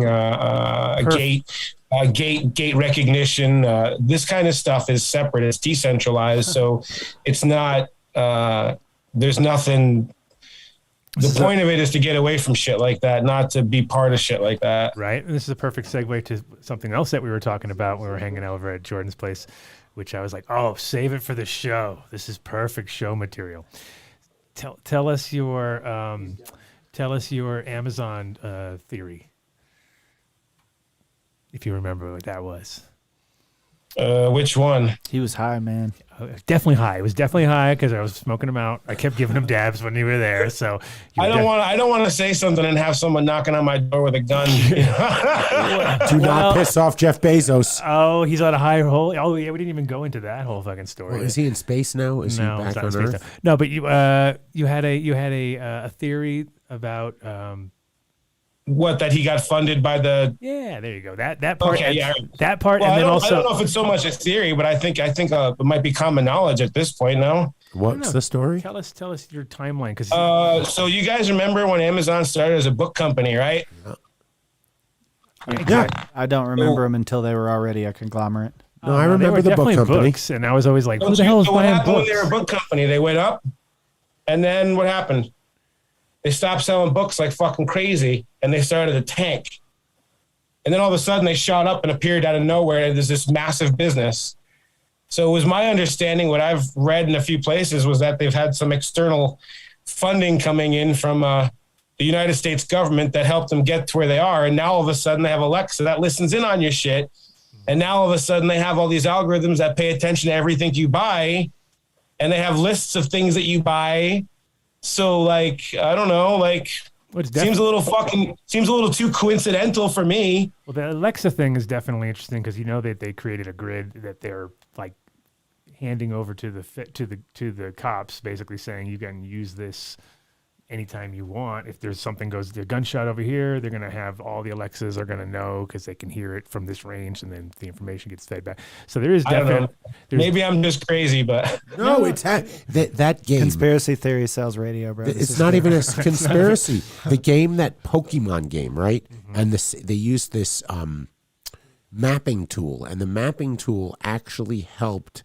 I don't know if you call them bad guys, know where certain military bases were because they could use that data to show that they ran around the bases they were in. And they issued a directive, the DOD, now you can't have those apps on your phone anymore. I did see that, actually. I saw the red map. It come up in red lines, right? So it was red fucking lines on the map. They pull back. Well, you see all like red circles or triangles, right? Or rectangles. Yeah. Well, think about it. We were, Adam and I went to New York City, and we're looking at these huge buildings, having grown up there. But what the hell do we fucking know what's behind those doors? There's cities in those buildings. You have no idea what's going on. And they use these mapping tools to find areas where, well, that must be a safe. No one goes into this area. It's a big void. So they use logical deduction by figuring out what patterns are, where there's either anti-patterns or too much of a pattern, by logical deduction to figure out what the fuck they're looking for. Yep. There you go. And Alexa. I don't have Alexa. I don't have Alexa, creepy, but I have right? Siri. Like, well, I know. Did you guys ever hear those videos of like Alexa fucking randomly laughing at people in the middle of the night and shit?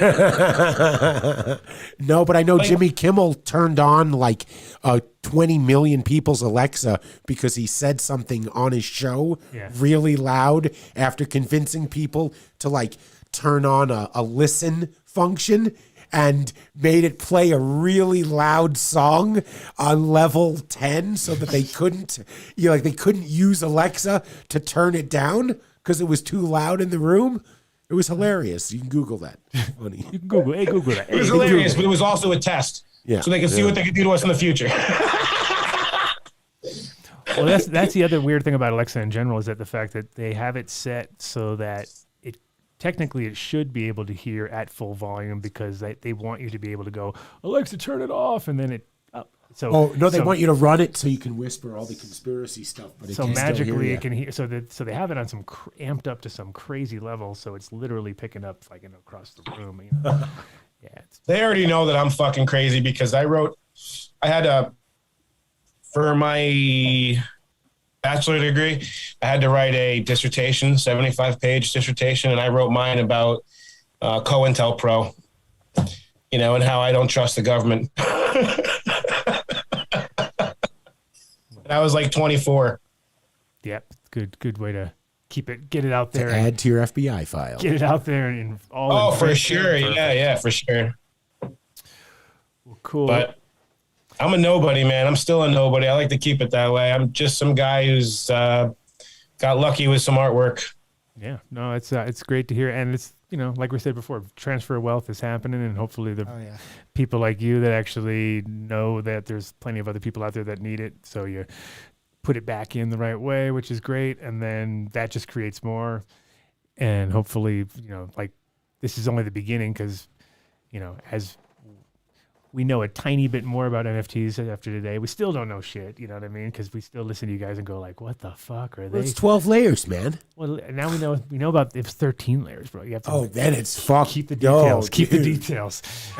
But in only general, dedupe a few of the layers. But also looking at how Bitcoin started and how now everybody seems to be, like not everybody has a wallet, but almost everybody knows somebody with a wallet or something. Whereas before, I know a couple of guys who got very lucky and bought, like 5 or 10 Bitcoin when it was like $30, $20. And, now they're doing real well. Right. And it's crazy when you start to think about that. Like, even like when El Salvador was talking about like, and we're going to get 200 more Bitcoin. It was like such a small number. It was like the whole country was buying. Like I was going to run the whole country. You know what I mean? You're like, fuck, that's so wacky. But yeah, it's so many people bought that, at that level, $30 or whatever. And then life happens and they got rid of it, or they bought something with it online or what have you. And so, most people don't still have it, but there are those of us that thought ahead. Can't remember their wallet passcode, right? But no, the can't remember the wallet passcode is a huge number of people, and that's where I think at the end when they figure out, like, they're like, out of all of the Bitcoin, there's so many lost, and that's just literally like, I mean, how we all are with our passwords now. We're like, change the password and then next day, change it again and again and again. It's just Go to Ledger and buy a Ledger and then buy a capsule. And it's a little steel capsule, and you put your passphrase in the capsule and you close the capsule and you hide it somewhere. Tell that to your wife when she breaks one of your phones and you switch phones and then you've got a new wallet. And that, I've had problems. Yeah. Well, it's like those guys who are out in the trash heaps trying to find their fucking hard drive, and you're just like, dude, it's not happening. I've got stories, offline stories. Those I heard a story about a guy in England like that, actually. That's what I was talking about. Yeah, the England guy. That was he had like 1,000 coins or something ridiculous, because it was like, yeah, definitely. I feel like it's the whole world is filled with those stories, and there's going to be more coming. So I think that's the takeaway. The takeaway of the show is to fucking save your passwords properly. Yeah, well, nice. Come on. Yeah, definitely. 100%. Well, cool. We got to do our shout outs and end the show. So want to thank you guys for coming through. And Nice Drips. What was the website again? NiceDrips.com. Or Nice Drip NFT at Twitter, and my handle is dripbits.eth. Nice. All right, my friend. Nice Drips and Hash Wizards. I'm all about it. I got to go check these out. Fucking A. Hash Wizards is like so Bitcoin, like, the original little. I was just wearing my fucking Bitcoin wizard shirt. Nice. There you go. That's awesome, man. Well, cool. And he's stuck here for shout outs. He's going to hang out with us for shout outs, so that's no problem. Right on. Thank you, gentlemen. I'll talk to you soon, Adam. I'll see you again. It was great. It was nice meeting the rest of you guys. Thank you for having me. Thank you for talking. Thank you for taking the time with us and educating us on a topic that we're going to definitely need you back, because there's way more to learn here. Oh, and congrats on everything. And thank you very much. When you guys have the big drop with Pharmacist, we'll get you back on anyway. Cool. Thank you, brother. All right. Peace. Bye. And no, I don't know who asked that question. I can just see the question, not the person. Oh, we're going to MJBizCon and MJ Unpacked. Are we going to MJBizCon? Is that what you're asking? No, he was saying, am I going to see Dead and Co? Oh. But I'm really, listen, I appreciate anyone who has any type of music that gets them off, but Dead and Co just doesn't do it for me. I would rather just listen to an old Dead show or see DSO. Millennium. Now I gotta fucking hop back on and comment on that shit. Oh shit! He heard Dead and Co. Oh man, fighting words. What's going on? What? Okay, I said I don't fault anyone for whatever music they appreciate. Okay. Oh, you're gonna make us stay on longer? Oh man, this is the first time I got to see the Dead, and it was not the Grateful Dead. But I'll tell you this: the first night, Friday night, there was a lightning storm. It shut down the show. A lightning bolt came across. It made the entire audience gasp. It was an audible gasp. The females were in the audience. It was kind of a hype. After that, the Grateful Dead came on stage and played through Saturday night. And you go look up the reviews. Saturday night was the best set of the entire series so far. What do you think about that, Dave? Lightning bolts. It was Jerry's I hands on stand stage. corrected. Lightning bolts, you, Dave. I stand corrected. Fuck Dave, fuck you, It was man. the 13-pointed lightning bolt. That's all I have to say about Fuck that. you, Dave. Wow. Not as I It wasn't a yes. group hallucination. You sure? You sure it wasn't group No, hallucination? enjoy. Listen, I'm all about it. Okay, I wasn't tripping that night. Enjoy at the same it was time. just the 9 hits you ate the night before. Only happened once. Only once. New Millennium Nutrients. Now Vinny's on fire. Now we're doing Yeah. sponsors. Now where you been, Vinny? Vinny, where you been? Where you been? New Millennium Nutrients. Yes, we're like I said earlier in the show, we're going to be doing once a month a show from their studios. So that's going to be like we're going to probably just to shorten our weekly things. We'll probably just not have them on the weeklies, but we'll have them on the monthlies, and then that way you guys can complain less about my 45-minute rambles at the end of the fucking show. Damn it. But New Millennium Nutrients, for if you're doing any kind of large-scale growing operation, this is your ticket to shine as a grower.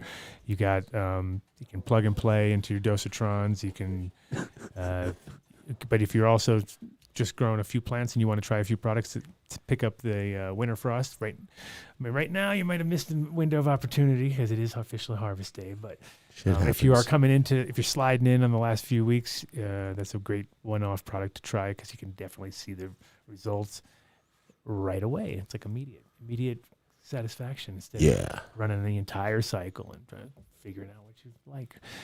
But if you do go to them, make sure you ask for the Dunn deal. And always ask for the Dunn deal. Like I said, once we do these monthlies, we're going to be able to do direct giveaways from right from their spot. So we can just be like, give that away. Dave's going to be like giving the whole place away. You watch. Dunn deal. Dave is going to give I got it. Giving it away. I'm on it. And who's next? Speaking of giving it away, medically correct. Oh my gosh. Best edibles. Clear Creek extracts. Quick Effect. True Pura. That's a brand, not a statement. No, Quick Effect. That's their brand. And Nove Luxury Chocolate. Thank you for clarifying. Yeah. Nove Luxury. Quick Effect, hey. Oh my goodness! Fantastic high-end chocolate, Incredibles Nove edibles, is super. 50 milligram gummies. You can't beat them. The beauty of their edibles is that every time you take it, it's the same effect. It's not like you take it once and you go, No, it always works, and that's the beauty of it. So head over to True Pura CBD or truepura.com and enter Dunn Deal at checkout, and you get 20% off your order. It is quality CBD products. I give the tincture to my dog. My kids like the gummies. The chocolate's really good. Mark's mom eats a ton of CBD, and she gets it from True Pura CBD. Same with and wasn't it Mark's mom? Isn't that the code? No. It's not the code. It's Dunn Deal. Damn, we got to code. change that. Get him on that. Greenfarmsmed.com. Holy moly. So I did get some flour from JW. You got a medical card or no? No. Look at you. I need one. Yeah. Well, you do? Oh. Holos Health Yeah, in Boulder. This guy even got a local one too. Yep. Fucking A. Or you can go to Durango and see Dr. Mark You're Ornstein. not going to drive 5 hours to go to far. Durango. Come on. But maybe somebody's listening in Durango. Okay. Gotta mention them. Okay, that's smart. But Green Farms Med, It's totally like Boulder organic. up the road or Durango 5 hours. I think it's like 6 hours, but yeah. Totally organic, 5-year living soil, amazing quality flour. He makes rosin. He has every edible company in the States there. I've seen them all on the shelves. You ask for the Dunn Deal. It's the only way you can get a double Dunn Deal because you can get a Dunn Deal on Incredibles products. Yep. You can get a Dunn Deal on Canyon Cultivations products, on robots, all the good stuff down there. Even Wana, which I hear in the news. 297 million. Holy fuck. Yeah, that's something. You talk about my Bitcoin fuck up? Yeah. Could have had 3% before it was Wana. Really? But I was Pre-Wana. such an idiot. Pre-Wana? Pre-Wana. Such an idiot. Oh my. Pre-run. Congratulations, Nancy Whiteman, Joe Hodis, and everyone at Wana. That is just fantastic. You're setting the bar high. Hopefully, we'll see some other companies transact at that level too. Pretty amazing. Yeah, congratulations. I don't know why I didn't bring that up in the news at the beginning. Probably because you remember. You had 3 points back in the day that you just. I've made. You know what? If there is a book of mistakes and they list 100 of them, I probably have done 100 of them. So I try to not yeah. make the same mistake twice. I do it like 4 or 5 times. That way I'm you really know you fucked up. Yeah. Right. But greenfarmsmed.com, you can place a pre-order or you can go down into their dispensary. Got to have a medical card. The building used to be a bank, so it's really tricked out nice, really secure, great place to shop, very knowledgeable staff. JW really works hard on growing that flower. So if you're in Colorado Springs, just head over to Green Farms Med. Buildasoil.com. So that 5-year soil that he has is built. Jesus Christ, how many fucking sponsors you boys We have? have a lot. There's a lot, man. That's what I mean. So that's why that's what our people are listening to the show. Like, God damn you guys! But the thing is, we're only working with people that we love. So that's and it's hard to get rid of them after a while. They hang around just like family. Telling you. 855-877-SOIL. Ask for the Dunn deal. You can ask anybody Now, there. Builder Soil is amazing products, and you can pick them up anywhere in the country. But if you live here in Colorado or in New Mexico and you order over $500, you get free delivery, which is super dope. So you can actually have it just bam, soil. You're here for another half an hour, so don't you? Oh, so you're not going anywhere. They are. And that was a good don't forget the Dunn deal on checkout. What else we got here? Who else could it be? Ozo. I fucking actually really like coffee. I drink a lot of of coffee. Have you ever had Ozo before? You've seen Ozo in and they're in Boulder. Yeah, in Boulder, exactly. So you're in Boulder. Yeah. Me too. So subscriptions here we have OzoCoffee.com. You go to Ozo Coffee and you can get a Dunn deal on your 20% off on your delivery at home. So you make your own coffee. You like to make your own coffee, I assume. French press, fucking A. Actually, you live in Boulder, so you can actually place the order online and just pick it up at the roastery on the following Wednesday when you place it. Oh, You yeah, get 20% off your order. Roastery sounds like Enter amazing Dunn deal at checkout. Can I tell them that in person? No, the deal doesn't work in person. Although Justin Bitcoin, did you can only send pay me in something. you can only pay in NFTs. Yeah, I got that. Let's say they're only in NFTs, my friend. No, Mark, show the coffee that you have. It's the Ethiopian Dame Debaye, just released, and he's calling it the sour diesel of coffees. Interesting. So he says it pairs excellent with any smoke. Got mine. Thank you. No, it's Get it on Coffee Cam. Coffee Cam. Yeah, so the Ozo guys are into the canna scene, huh? Justin and Rebecca are were baristas who wound up making good business decisions and created Ozo Coffee. I think they have 7 stores up with now. Dave when they met him. They were like, "We're going to partner." It's up with another that guy, failed Dave. opportunity. I could have bought into Cholaka, which is their chocolate extract, and trust me, I fuck up plenty. You're good at this. I'm good at this. It is a bomb. So go to ozocoffee.com, enter Dunn deal at checkout. It's 20% off your order. The coffee will change your life. It's grown locally somewhere on the planet Earth. It's shipped to Boulder green, roasted here, and just straight into your cup. All right. He's looking at his phone. He's looking at his phone. He's like, "God damn you and your sponsors." Oh, no, I just got kiddos that are fucking... Oh, shit. Well, have you ever been to Barcelona?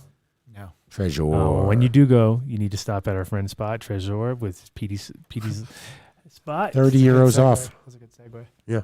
30 euros. Yeah. How much is that in real money? $5,000. Oh, it's so much now. Yeah, it's like one 27 Ethereum. Bitcoin. One Ethereum.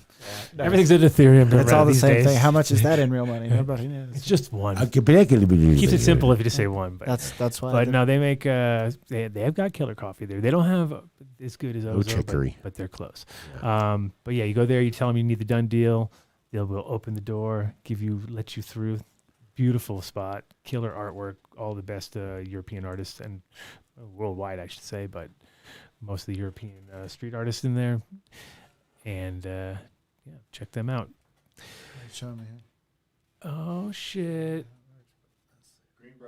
Green Bros. So our newest sponsor. So this is the newest and freshest. So they are post-processing harvest systems. They're manufactured in the United States. It's a Las Vegas company. I've known Lance Lambert, who is their marketing director for 10 years in the cannabis industry, which is like 40 years in the real.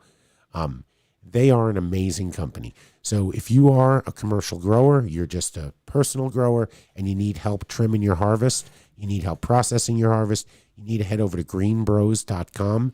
Take a look. We will have a done deal set up in the next week or so. We're going to go to... They definitely put stuff out that's all high-end production. Like all their production stuff always seems like it's made really well. They really take pride in what they're doing. And I was very thankful to have them come on right before Vegas.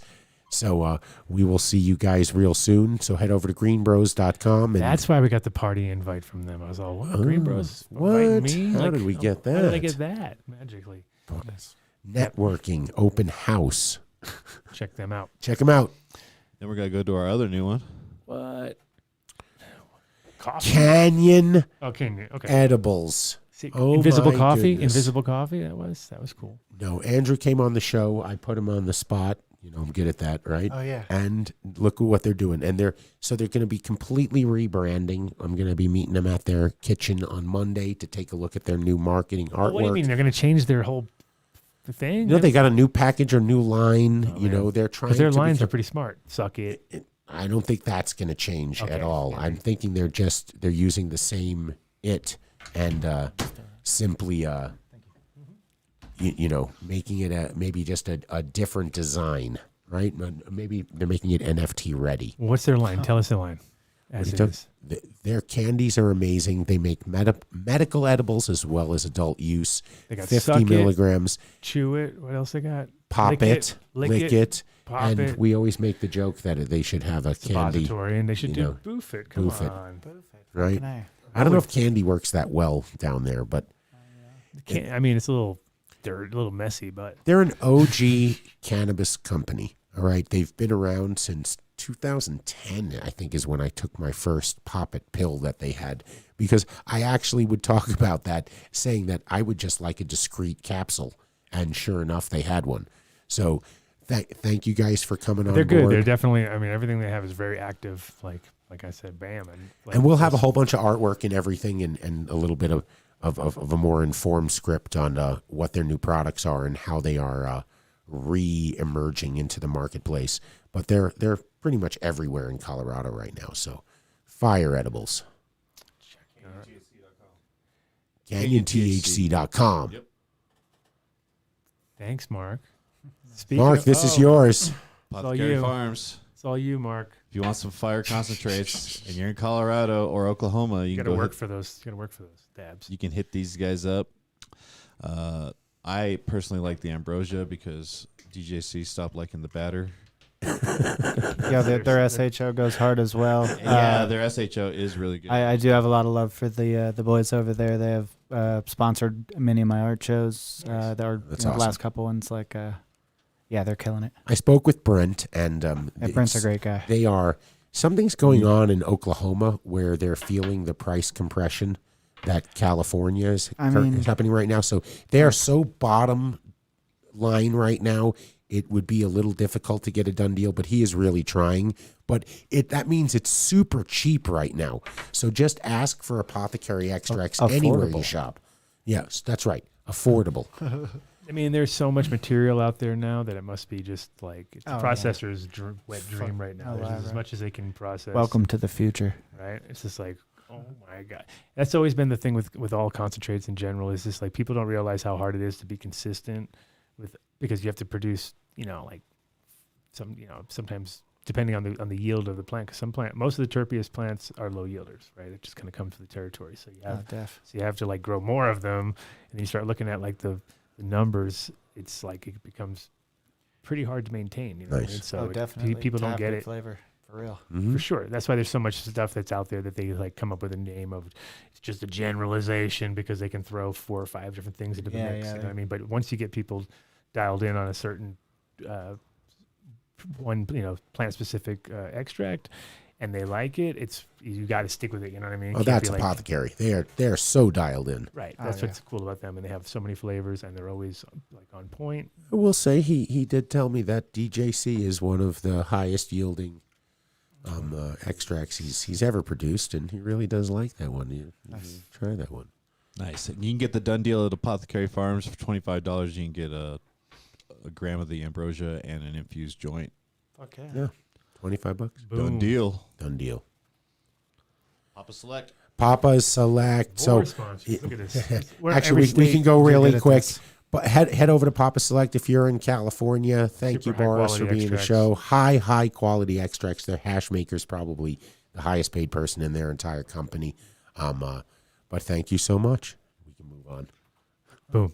Numb nuts. Oh, numb nuts. Try those? Oh, Fire. They make now they're moving towards just peanut butter because I pushed them that way. I've killed their That's entire, right. Like families are flying did it. home that Heavily were- influential. Yeah. yeah. There's nothing wrong with selling to a broader audience, bro. Yeah. Well, they started with nuts and then they moved into peanut butter, and the peanut butter became so fucking on fire. They do a THC one with 1,000 milligrams. Wow, that sounds kind of fire. Yeah. Oh, yeah. nothing wrong with that combo, right? You're like, oh, and you can always just think about it. It's an oily, perfect Right, yeah, yeah. intro to your. For absorption. Yeah, Oh yeah. my God, Absolutely. great! That's roof of your mouth. It works really well. I mean, Like- it comes on quick. Yeah, it's very good stuff. So you go to, but you can check out their CBD stuff all over the place. You can order it direct to your house. Done deal. Numbnutsco.com. And you can ask for the done deal there. And Get 20%. Maybe it's even more than that. Is it 25%? 20 20% off. 20 in a reach around. That's what I heard. Yeah. 20% off your order. No done deal on their THC peanut butter, but it's just kinda knowing it exists, go find it right now. It's on shelves and it is fucking amazing. It is. Did you ever shop at 14er in Boulder? Fucking A. You know that strain with that guy's face on it? No. You don't know that? You never saw that one? No, I didn't. Mark, pull that one up. Pull that Roll up. that beautiful bean footage. Oh, we're pulling it up. Oh, my Yeah, God. this is. Oh, look, it's still. But you know 14ers is crashed fire, it. though. They're definitely Oh, all day. Yeah, yeah. consistent. I've been a fan of the 14er for You don't know fucking this years. one? Oh, yeah, interesting. Look at that. He's a cute guy, right? Oh, no way. Yeah, he's a good looking guy. Yeah, I like how they drew some hair on there. Yeah, yeah. Yeah. Oh, Vinny. Yeah. Vinny. All the way What the across fuck? the Are you top. listening to the show? Fuck you, Dave. Thank you, Mark. Yeah. But go to Nice. 14erboulder.com, enter Wow, a dude, pre-order. fuck yeah. You guys can't go in the store and browse the shelves. You have to use the online interface right now. Their rosin is so on point right now. It really is. It's so floral. It's terpene rich. You gotta try it. Their rosin pens, they call them it's a C-cell dart. They're incredibly potent, really discreet. The flower is just fire. I'm not a fan of that rosin cone right there, and I don't like seeing the butt buds plug? bouncing. The butt plug? The rosin booth plug. Yeah, it looks like a total. But that's Tropicana. So they have amazing strains right now. If you're in Boulder, you want to try the truth. It doesn't come around that often, and it was the strain that really turned me on to their dispensary. Head in there, ask for it by name, tell them you heard about it on the Adam Dunn show. They do have new capsules. They gave me some samples. I haven't tried them yet. But we love those guys. Nice. Oh, shit. We gave away a liter of fish shit tonight. Tight. 2 liters. There you go for that Yeah. that image there. That was Fuck, dude, beautiful. Yeah, beautiful, beautiful. He didn't even I like have to this. pose that long. Apparently, I like it this. wasn't. Look at this good shit. enough. This is amazing. Look at this. This is all winners. These are all winners. I need a all production doesn't- crew. Jesus Christ, these guys are great. No, this is fan art. This is fan art. This is fan art. Amazing. That could be an NFT right there. Show That's what- very NFT. yeah, That, it's that very could be NFT-ish. NFTs. Yeah, yeah, that actually is. That looks pretty NFT-ish. Can we NFT that? Absolutely. And share it with the artist? That could be NFT. Yeah, yeah. Let's do that. All of it.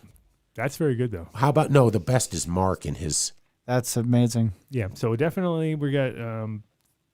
That's an NF something. Is that 2 artists only though, or I think it's not? Yeah, it's only Tony Baloney times 2, right? Tony Baloney did the one of me in the skating and you lying down. Yes. But then this that. one was Now made that's some by a work. fan's daughter. The pencil drawing of me. Pencil drawing of him. Yeah, And that's that's spot on. actually That's Mark. actually yeah. That's then, heat. And then Mark, they just photoshopped underwear onto A him. diaper. That's it. Amazing. The body Yeah. was They- totally him. They had to cover up his immense penis. Amazing. They Yeah, had a with picture of me the at the beach. Yeah. Exactly. Yeah. But Fish Shit is an amazing product. They're our largest done deal. It's 25% off. They ship anywhere in the United Down States. Rhode Island. No fish are harmed in the Rhode harvesting of their diapers Good to shit. get their shit.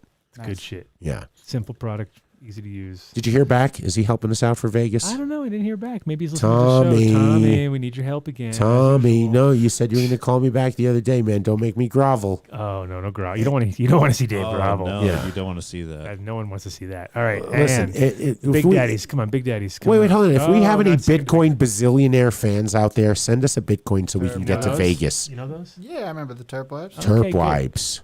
Terpwipes.com/done deal. If you're doing dabs, you gotta. We had Yeah, somebody complained. Like, it doesn't work. I'm like, and I think it was Tony Baloney. No way. Yes, it was. Yes, Tony Baloney. I think it was Tony Baloney. He's complaining? like, Dave, the deal doesn't work.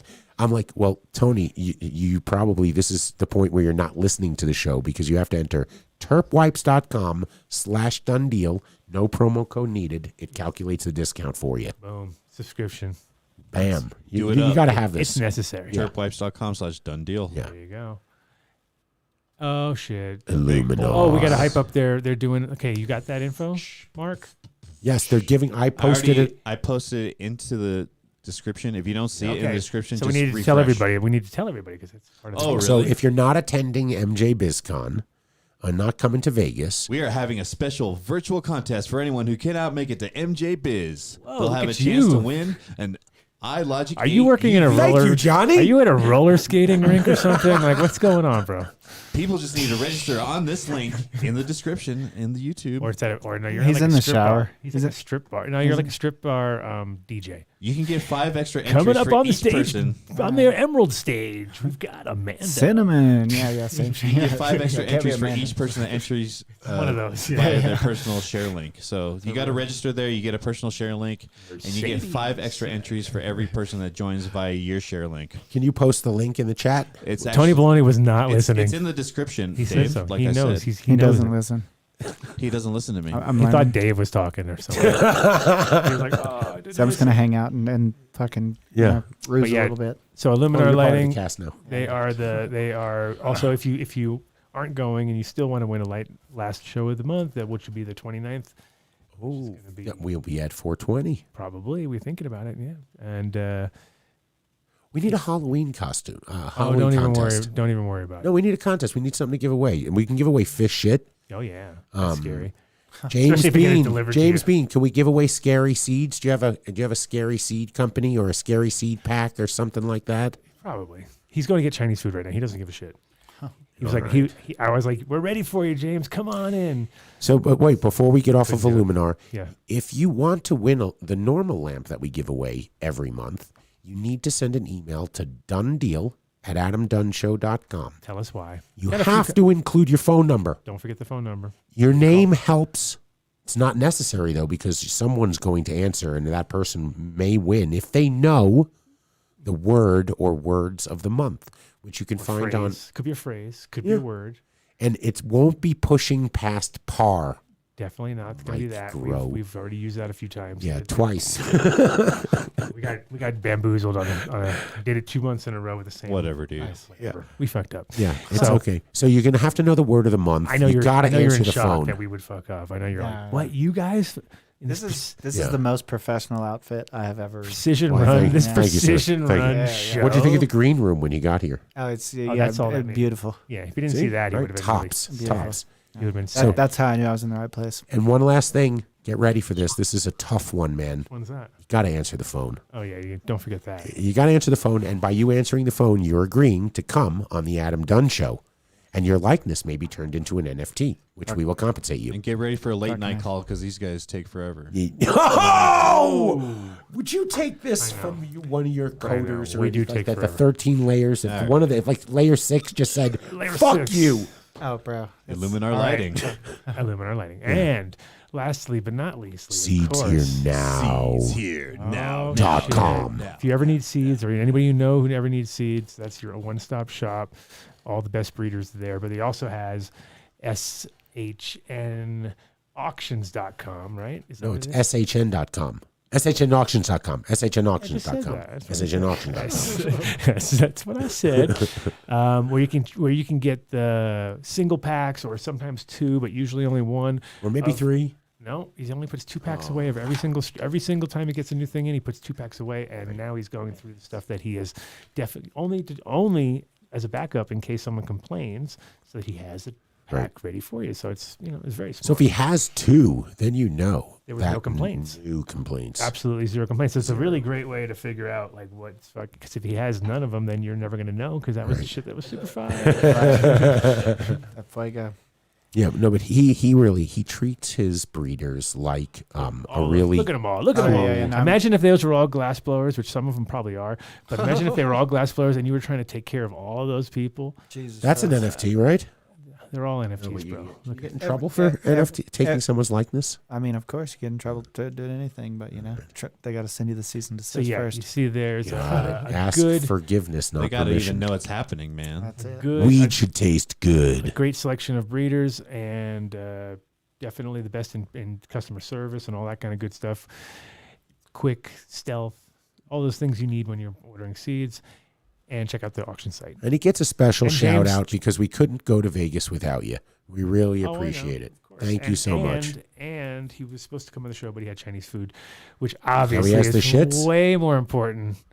He's eating his dumplings? Because you know how it is with Chinese food too. You're you're jacked up and ready for it, and then there's a certain moment where you're just like looking at this big mess, and you're like, you're hungry you want again to throw 10 it in, minutes later. and then like about an hour later, you're like scraping the back of the you're eating the whatever left over, So then and then you just lay around and feel sorry for yourself. Let that MSG kick in and eat some more. Exactly.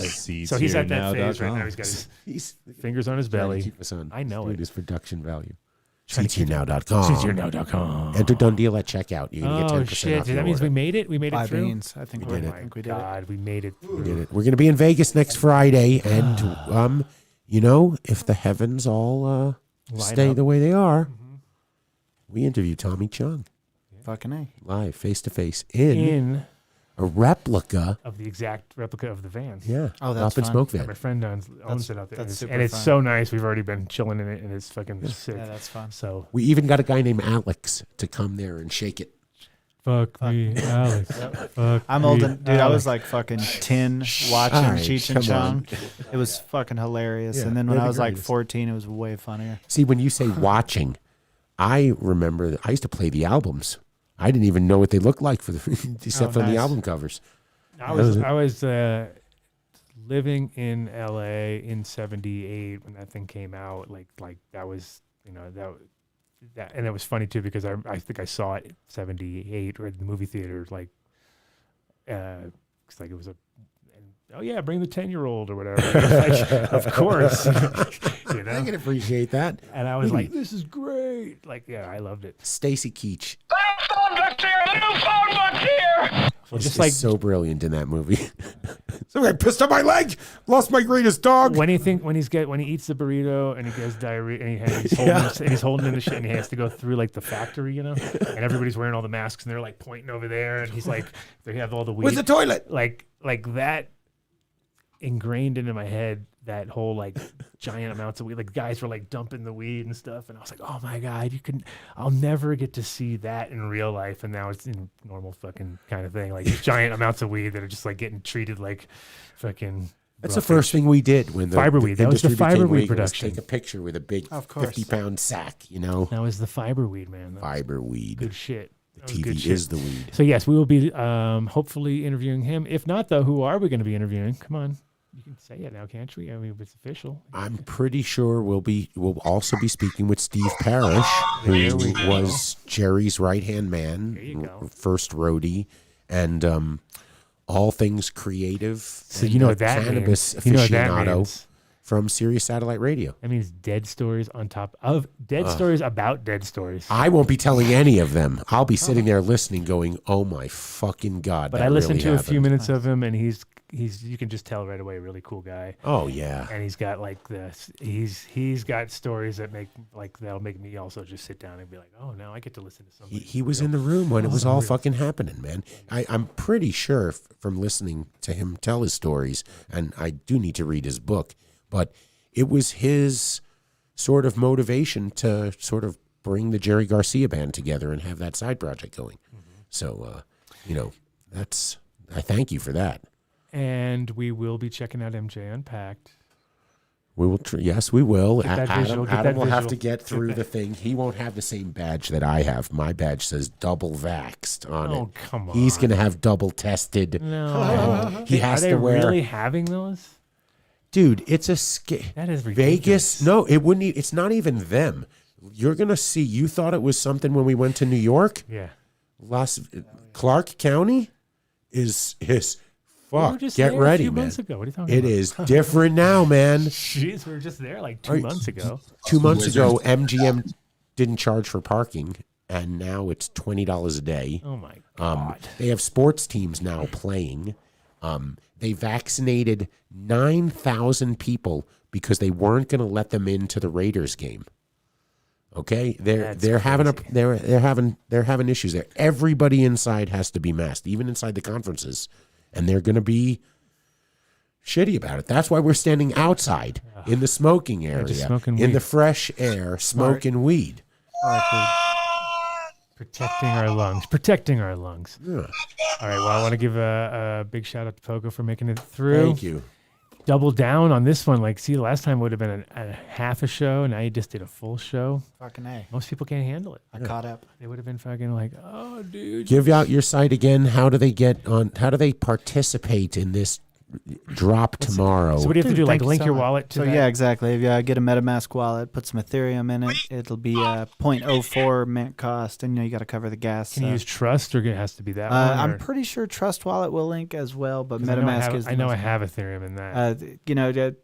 It's probably all Wallet Connects. I wish my developer was hanging around here, but doesn't suck to be Adam Dunn. Hashwizards.io will in be there. up live. I It's hope the probably thing's- still up and getting the last couple tweaks on it. And- But and what's and then the- it's discord.gg/hashwizards. And is it going to be what's like the intro rate on those things? Do you think? 0.04 Ethereum, which at today's rate is about $150. Okay, that's cool. That's what's cool about a lot of these things is that they're all totally affordable, especially when you jump in. Oh, get in early, yes. And then all of a sudden you're like, because I mean, our other guy that was on earlier, Josh, he was like, his stuff we was selling for $75. Oh, yeah. And but a week later, people were trading them at some crazy numbers. That's exactly what happens. The aftermarket fucking Like, it blows just up. went, so. and it was like, what? Yeah. If you have a strong enough project, he definitely sounds like he has a team, which it takes a village. To How much is it again? $150? Yeah. I put $100 into Shiba Inu right before it went crazy, and now it's $312. It was $450 at You one could time. have two hash wizards tomorrow if you move that to Ethereum into your MetaMask. I don't know. You're gonna have to tell me how to MetaMask. Nice, Adam Hennessy, if you're listening, call me tomorrow. And so next week we're going to be on the road. Hopefully that's going to be an adventure, but we'll make it work, right, Vinny? We're going to make it work. Come on. He doesn't want to say this. I'll say it. I have no shame. If there's anybody out there who has a connection with any Las Vegas hotel, we need some rooms. Look at you. Grovel. Dave. Fuck, we want to go to Vegas. We got to put this show on. You guys don't like it when we do ads. This is what we got to fucking do to pay the bills. So if somebody out there, maybe you're sitting there on fucking 10,000 Bitcoin because you had a great fucking day and you want to help out a starving podcast so that we can go, shoot us over 0.5 Bitcoin. Yeah, just a fucking 0.5. That's like that's Ethereum. $30,000 right Okay, now. Like then just 0.25 Bitcoin. Just send me over 30 grand. Hey Tony, hit the Discord. I literally don't know the answer to that because he's asking if there could be ETH in the PayPal wallet. What's the deal? So is there a certain time that this whole thing? So the drop is at 6:00 Mountain Standard Time, 7:00 Central Standard. Spreading from Morning, evening, AM or PM? PM. Okay, Okay, you never good. know. Yeah. Oh yeah, that's like fuck. soon. Good call. Yeah. It's like 12 hours from now. Oh, we got a whole day to forget about it. Oh, Yeah, damn, what we were supposed to do yesterday? We're supposed to buy some wizard things. Yeah, the hash wizards. You like hash? You're just gonna look at your hash and be like, I was supposed to do something about hash today. Do you have an ability to at Isn't there a least hash create wizard? a promo code so that you can track how many people buy your hash wizards that heard about it tonight on the show? I'm not sure. There's a wizard There's a hash. dev If you team for guys that buy question. a hash wizard tomorrow, take a screenshot of it and send it in. I'm just The curious. funny for part real. about that is That's that literally there is a hash wizard screen company. Which when you're saying take a screenshot, I'm just thinking to myself, like, as you're saying that, I'm like, Close it's your a eyes, hash my child, wizard for a moment. screen In order company. Definitely confuse some people down the road. Just talk to them, get them involved. Because Like Denver Sand strippers. They do make some fire screens. Apparently, they're the shit. Mike Denver, where is he? Shout out to Mike Denver. Shout out. Shout out to Rosin Dogs. Shout out to the whole crew out there. Shout out to my beautiful wife Uncut Cece Bush. and little Nick. He's crushing it on his math game now. He's got a Smart man. Singapore math teacher. Excellent. So it's like from online from there. So it's like pretty cool because they trick you into learning shit. You're just like, oh wow. So he's crushing it there, and yeah, he's been doing good. And yeah, we're gonna shout out to Area 420, of course. Uncle Andy checking in, giving us the Croptober report, and all the other guests, and Dave, I guess, for coming around with some cookies, and some groveling with his cookies. I got cookies and bagels out there. Cookies. Too. You like bagels? I know you like bagels. I like cookies. They told me I need to make a bagel pipe. I'll eat a bagel. You gotta have the bagels for the inspiration, of course. Fuck you, Dave. And I'll see you guys next week. Shout out to Vinny. Shout out to MTI, Mark. the whole crew. And thanks for having me, fellas. And welcome. We'll see you guys next week. Thanks. Peace out.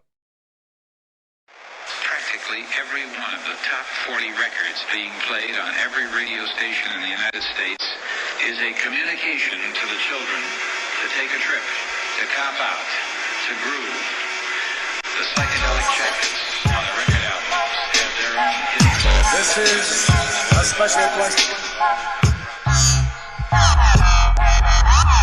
We don't want you to smoke genetically modified ganja. We want you to smoke the real thing. We want you to smoke the natural herb. Some call it marijuana, some call it sensimedia, some call it lamb's bread, and some people call it ganja.